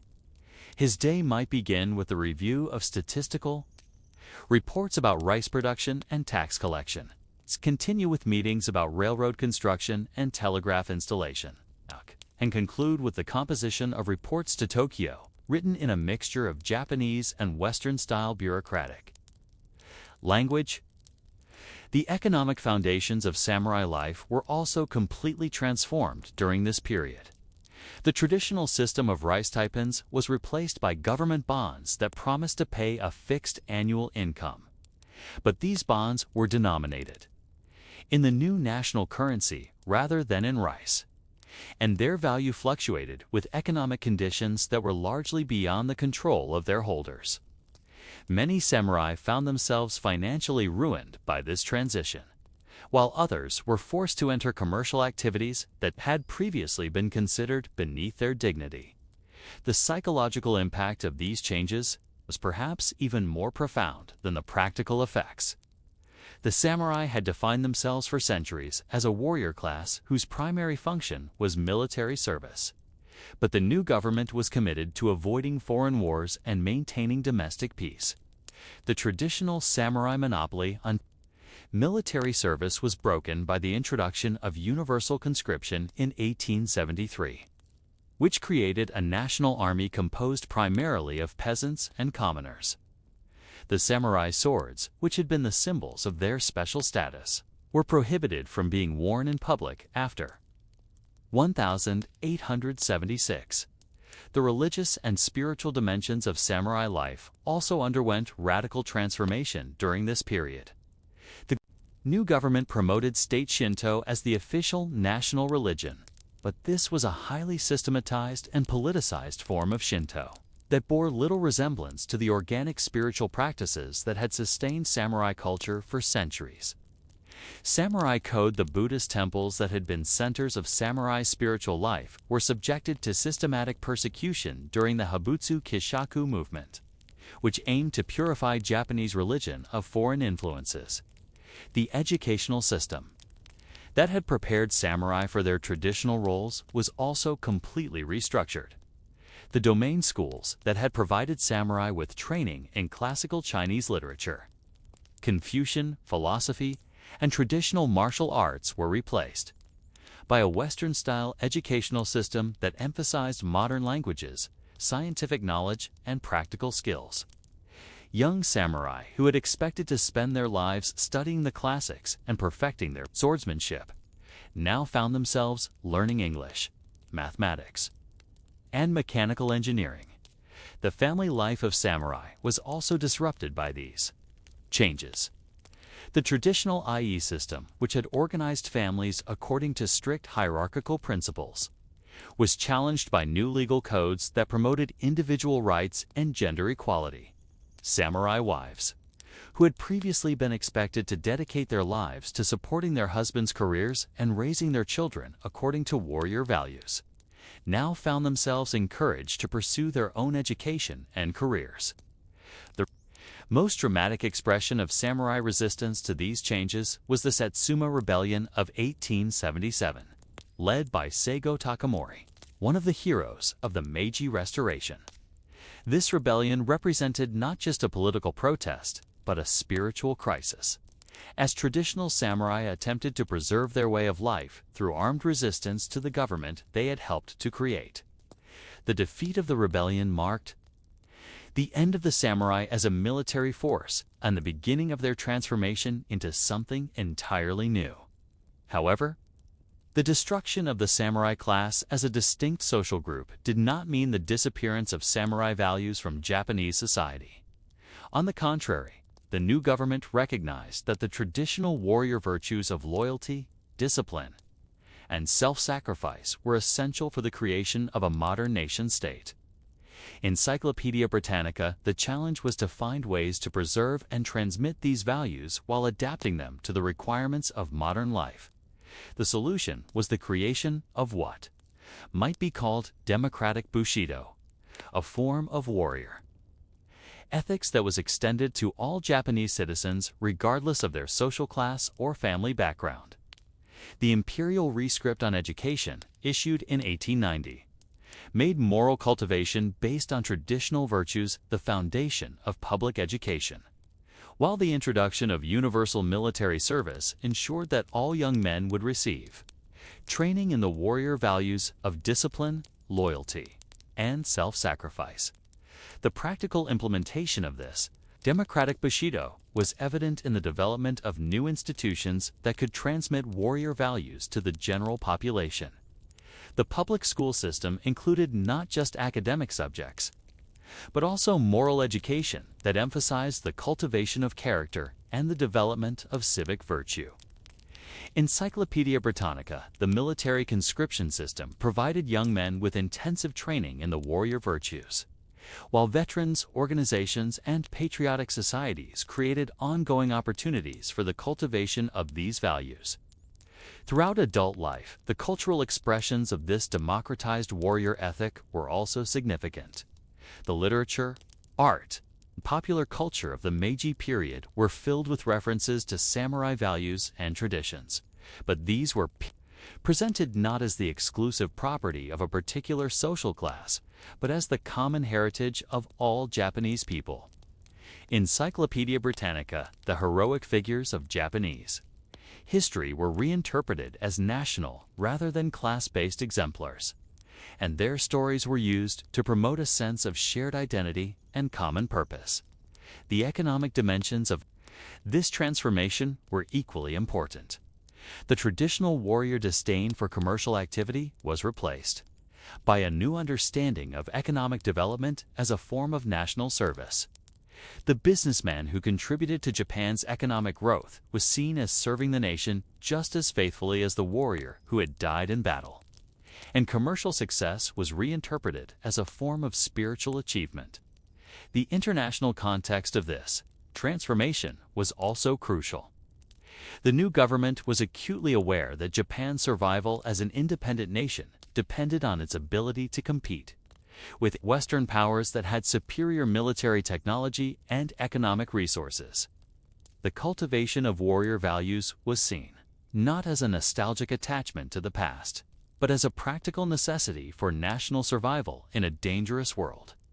The most sophisticated expression of this modernized warrior ethic was the work of Nitobe Inazu, whose book, Bushido, The Soul of Japan 1900, presented the samurai code as a universal ethical system that could provide moral guidance for people of all nations and all social classes.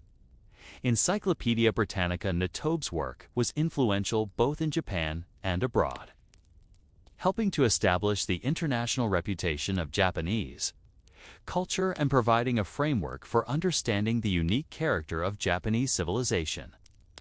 However, this transformation also created new tensions and contradictions that would shape Japanese society for decades to come. The emphasis on loyalty and obedience that had been appropriate for a feudal warrior serving a personal lord was more problematic when applied to citizens of a modern nation-state. The glorification of military virtues could promote aggressive nationalism and militarism, while the emphasis on collective harmony could suppress individual initiative and creativity. These tensions were already evident in the late Meiji period, as Japan began to assert itself as a regional power through military actions against China and Russia. The warrior values that had been democratized and modernized were proving to be double-edged, providing both the social cohesion necessary for national development and the ideological justification for perpetuating expansion. The question that emerged from this period was whether the samurai code could be successfully adapted to the requirements of modern life without losing its essential character. Could the warrior virtues that had been developed in a feudal society provide appropriate guidance for citizens of a modern democracy? The answer to this question would determine not just the future of Japanese culture, but the fate of the Japanese nation itself. How would these tensions be resolved as Japan moved into the 20th century? What would happen to the warrior code when it was tested by the ultimate challenges of total war and national defeat? By the early 20th century, the transformation of Bushido from a class-based warrior ethic into a national ideology was complete. But this transformation had created a new set of challenges that would test the adaptability of the samurai code in ways that even the Meiji reformers had not anticipated. The daily life of ordinary Japanese citizens was now thoroughly permeated with ideals and practices that had originally been developed for a small class of professional warriors, creating a society that was both remarkably unified and dangerously militaristic. The practical manifestations of this nationalized Bushido were evident in every aspect of Japanese life. The public school system, which had been established in the 1870s, now included daily exercises in moral cultivation that were based explicitly on samurai values. Encyclopedia Britannica students began each day with group recitation of the imperial rescript on education, followed by physical exercises that were designed to develop both bodily strength and spiritual discipline. The curriculum included not just academic subjects, but also training in traditional arts like calligraphy and flower arrangement, which were considered essential for character development. The military conscription system that had been introduced in 1873 had evolved into a comprehensive program of national spiritual training. Young men who entered military service were subjected to intensive indoctrination in the warrior virtues, with particular emphasis on absolute loyalty to the emperor and willingness to sacrifice their lives for the nation. The training was not just physical but psychological, designed to break down individual identity and replace it with collective purpose. The family life of ordinary Japanese citizens was also shaped by these warrior ideals. The traditional IE system, which had originally been a samurai institution, was now applied to all Japanese families, creating a hierarchical structure that emphasized duty, obedience, and collective responsibility. Children were raised according to principles that stressed the importance of serving the nation above personal interests, while adults were expected to model the warrior virtues in their daily behavior. The workplace became another arena for the cultivation of warrior values. The emerging industrial economy of Japan was organized according to principles that emphasized group loyalty, hierarchical authority, and long-term commitment over individual advancement and material gain. Factory workers were encouraged to think of themselves as economic warriors who were serving the nation through their productive labor, while business leaders were expected to demonstrate the same kind of moral leadership that had traditionally been associated with samurai commanders.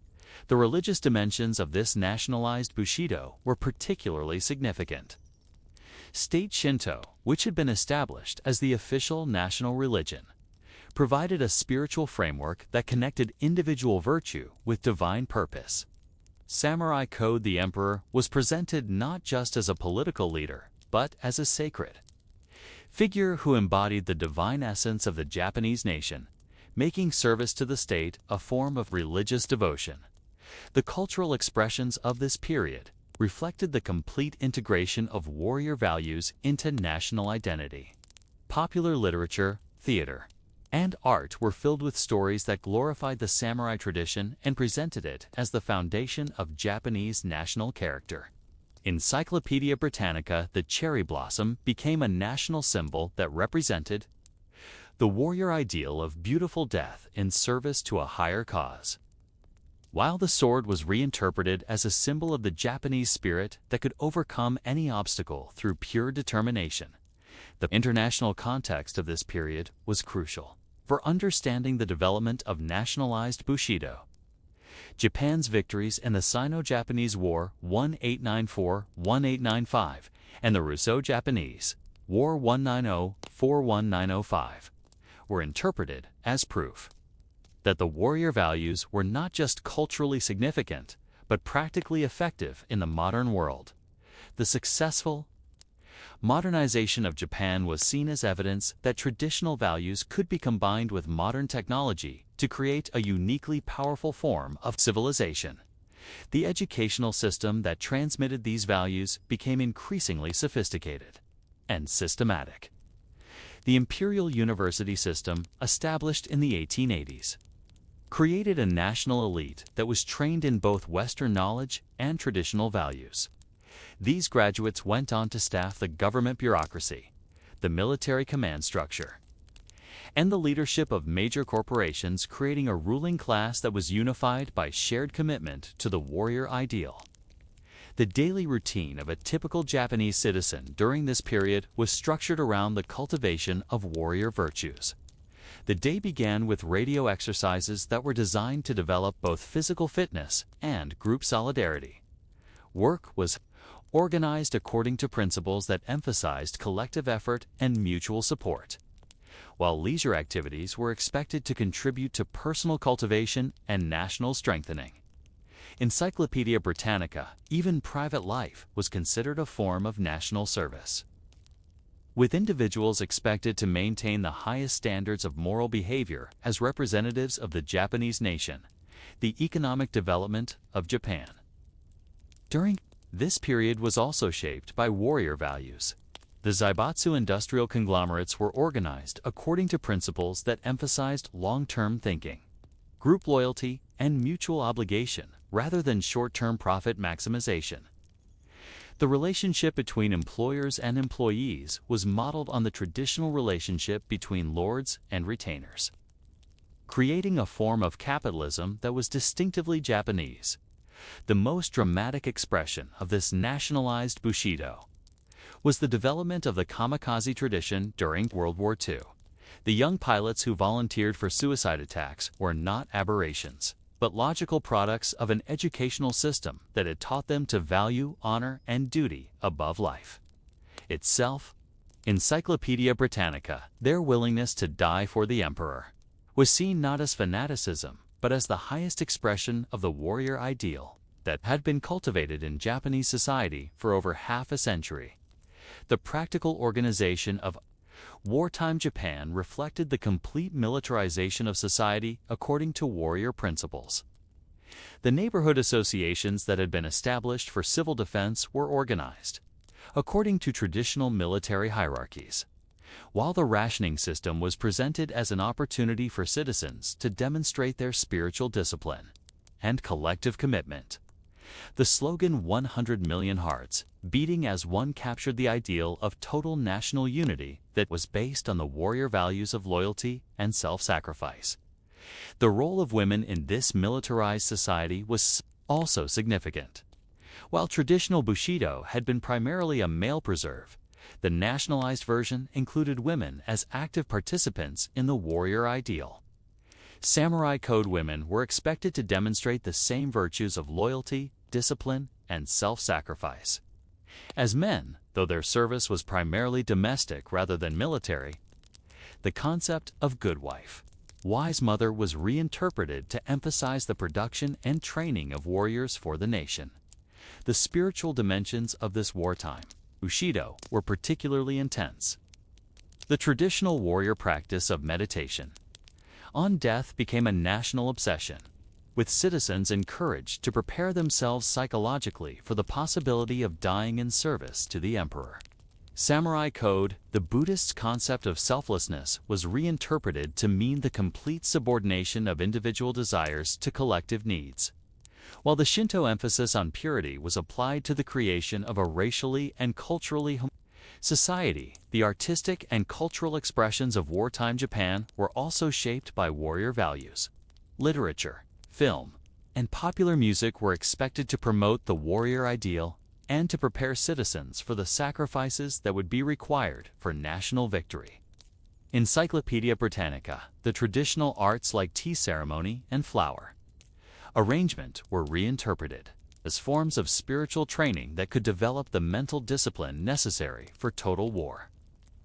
The international context of this period was crucial for understanding the development of wartime Bushido. Japan's leaders believed that the warrior values that had enabled the country's modernization would also enable it to defeat the Western powers and establish a new world order based on Japanese principles. The Greater East Asia Co-Prosperity sphere was presented not just as a political and economic arrangement, but as a spiritual mission to liberate Asia from Western materialism and restore traditional values. However, this intensification of warrior values also created internal tensions that would eventually contribute to Japan's defeat. The emphasis on spiritual strength over material resources led to systematic underestimation of the industrial capacity of Japan's enemies, while the focus on individual heroism and self-sacrifice was poorly suited to the technological and logistical demands of modern warfare.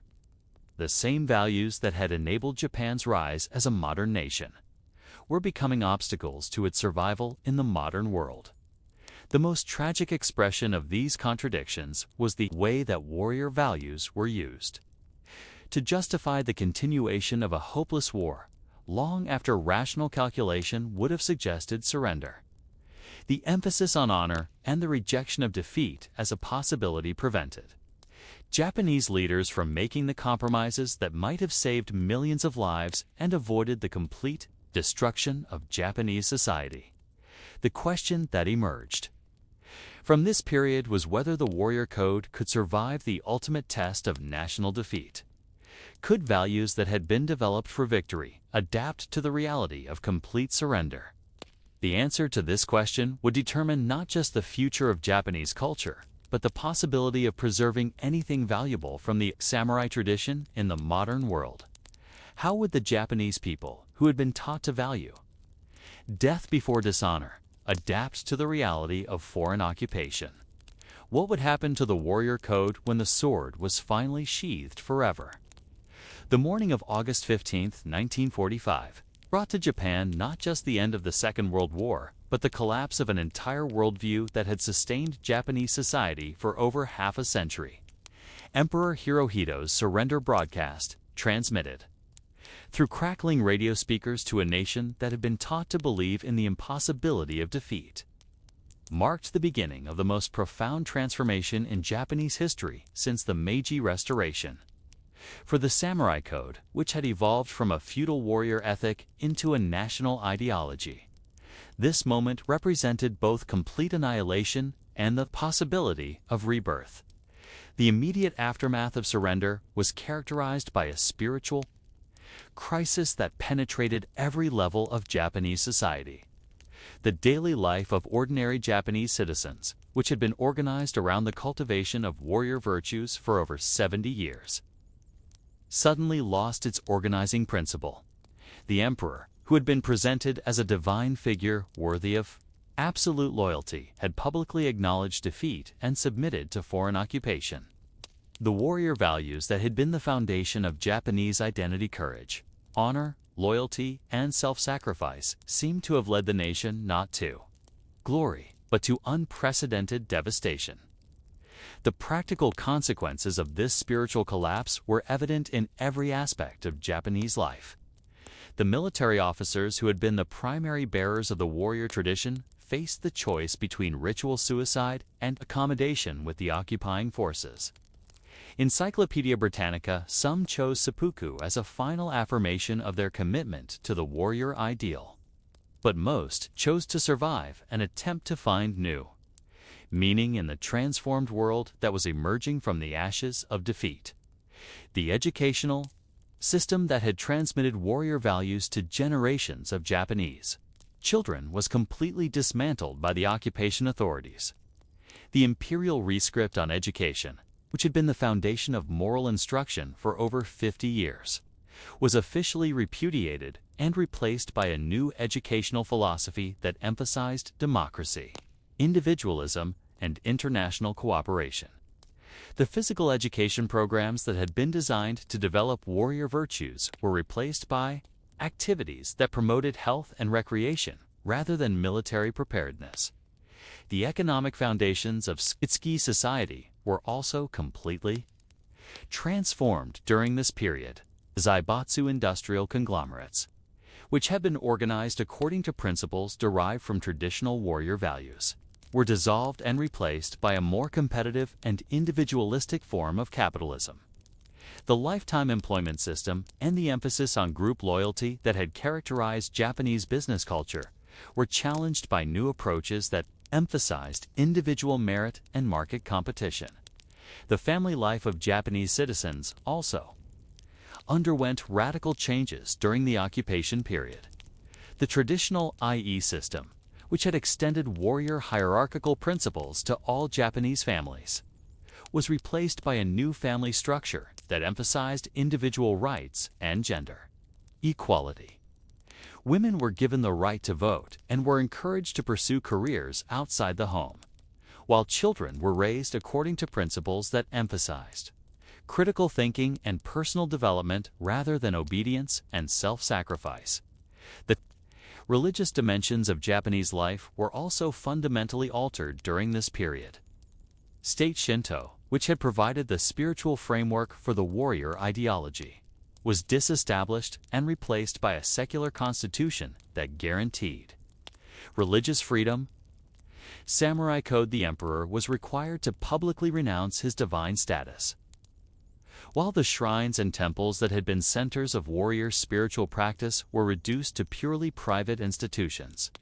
However, a complete rejection of warrior values that characterized the immediate post-war period was not sustainable in the long term. As Japan began to recover from the devastation of war and occupation, There was a gradual recognition that some elements of the traditional warrior ethic might be valuable for the challenges of modern life. Encyclopedia Britannica, the key was to separate the universal human values that had been part of the samurai tradition from the specifically militaristic and nationalistic elements that had led to disaster. The most successful adaptation of warrior values to modern life occurred in the realm of business and industry. The Japanese companies that emerged during the post-war economic recovery incorporated many elements of traditional warrior culture emphasis on group loyalty, long-term thinking, mutual obligation, and collective responsibility while abandoning the militaristic and hierarchical aspects that had been problematic. The result was a distinctive form of corporate culture that combined modern management techniques with traditional Japanese values. The daily life of Japanese salarymen during the high-growth period of the 1960s and 1970s reflected this adaptation of warrior values to modern economic life. The typical corporate employee demonstrated the same kind of dedication and self-sacrifice that had characterized the traditional samurai. Working long hours and subordinating personal interests to collective vitiati goals. The lifetime employment system created bonds between employers and employees that were reminiscent of the traditional relationship between lords and retainers, while the emphasis on consensus decision-making reflected the warrior ideal of collective responsibility. The educational system that developed during this period also incorporated elements of the warrior tradition, though in a much more moderate form than had existed during the wartime period. The emphasis on moral education and character development that had been central to traditional Japanese education was maintained, but it was now focused on the cultivation of responsible citizenship rather than military virtues. Encyclopedia Britannica students were still expected to demonstrate discipline, perseverance, and respect for authority, but these values were presented as tools for personal development and social harmony rather than for national conquest. The sporting culture that developed in post-war Japan also provided a vehicle for the expression of warrior values in a peaceful context. The traditional martial arts kendo, judo, kudo, and others were revived and promoted as forms of physical and spiritual education that could develop character and discipline without promoting militarism. Samurai code. These activities provided a direct connection to the samurai tradition while adapting its principles to the requirements of modern life. The international context of this period was crucial for understanding the adaptation of warrior values to modern life. Japan's emergence as an economic superpower during the 1960s and 1970s was interpreted by many as evidence that traditional values could be successfully combined with modern technology and institutions. The Japanese model of development, which emphasized social harmony, collective effort, and long-term planning, was seen as an alternative to both Western individualism and Soviet collectivism. The cultural expressions of this period also reflected the gradual rehabilitation of warrior values. Literature, film, and popular culture began to present more positive images of the samurai tradition, though these were carefully purged of militaristic and nationalistic content. Encyclopedia Britannica, the samurai was reinterpreted as a symbol of personal excellence and moral integrity rather than as a warrior dedicated to conquest and domination. The philosophical foundations of this modern adaptation of warrior values were provided by thinkers who attempted to distinguish between the universal human values that had been part of the samurai tradition and the specifically Japanese or militaristic elements that had been problematic. Samurai code. The emphasis on self-discipline, perseverance, and commitment to collective welfare was seen as valuable for any society, while the emphasis on absolute obedience and willingness to die for the state was recognized as potentially dangerous. The most sophisticated expression of this philosophical adaptation was the development of what might be called corporate bushido, a form of business ethics that incorporated traditional warrior values while adapting them to the requirements of modern economic life. This corporate culture emphasized the importance of loyalty to one's company, dedication to quality and excellence, and willingness to sacrifice personal interests for collective goals, while rejecting the militaristic and hierarchical aspects of traditional warrior culture. The family life of Japanese citizens during this period also reflected this adaptation of warrior values. The traditional emphasis on duty, respect, and collective responsibility was maintained, but it was now balanced by greater recognition of individual rights and personal development. Samurai code parents were still expected to provide moral guidance and to model appropriate behavior for their children. But the content of this guidance was now focused on the cultivation of responsible citizenship rather than warrior virtues. The religious dimensions of this adaptation were also significant. While state Shinto had been discredited and abandoned, the underlying spiritual values that had been part of the warrior tradition, the emphasis on purification, harmony with nature, and respect for ancestors were maintained in more private and personal forms. Samurai code, the Buddhist elements of the warrior tradition, the emphasis on self-discipline, acceptance of impermanence, and cultivation of compassion were also preserved and adapted to modern life. The economic success of Japan during this period was interpreted by many as evidence that the warrior values, properly adapted, could provide a foundation for success in the modern world. The Japanese model of development, which emphasized social harmony, collective effort, and long-term planning, was studied and imitated by other nations. While Japanese management techniques based on traditional values were adopted by companies around the world, however, this adaptation of warrior values to modern life also created new tensions and challenges. The emphasis on group loyalty and collective responsibility could suppress individual creativity and innovation, while the hierarchical aspects of traditional culture could conflict with democratic values and human rights.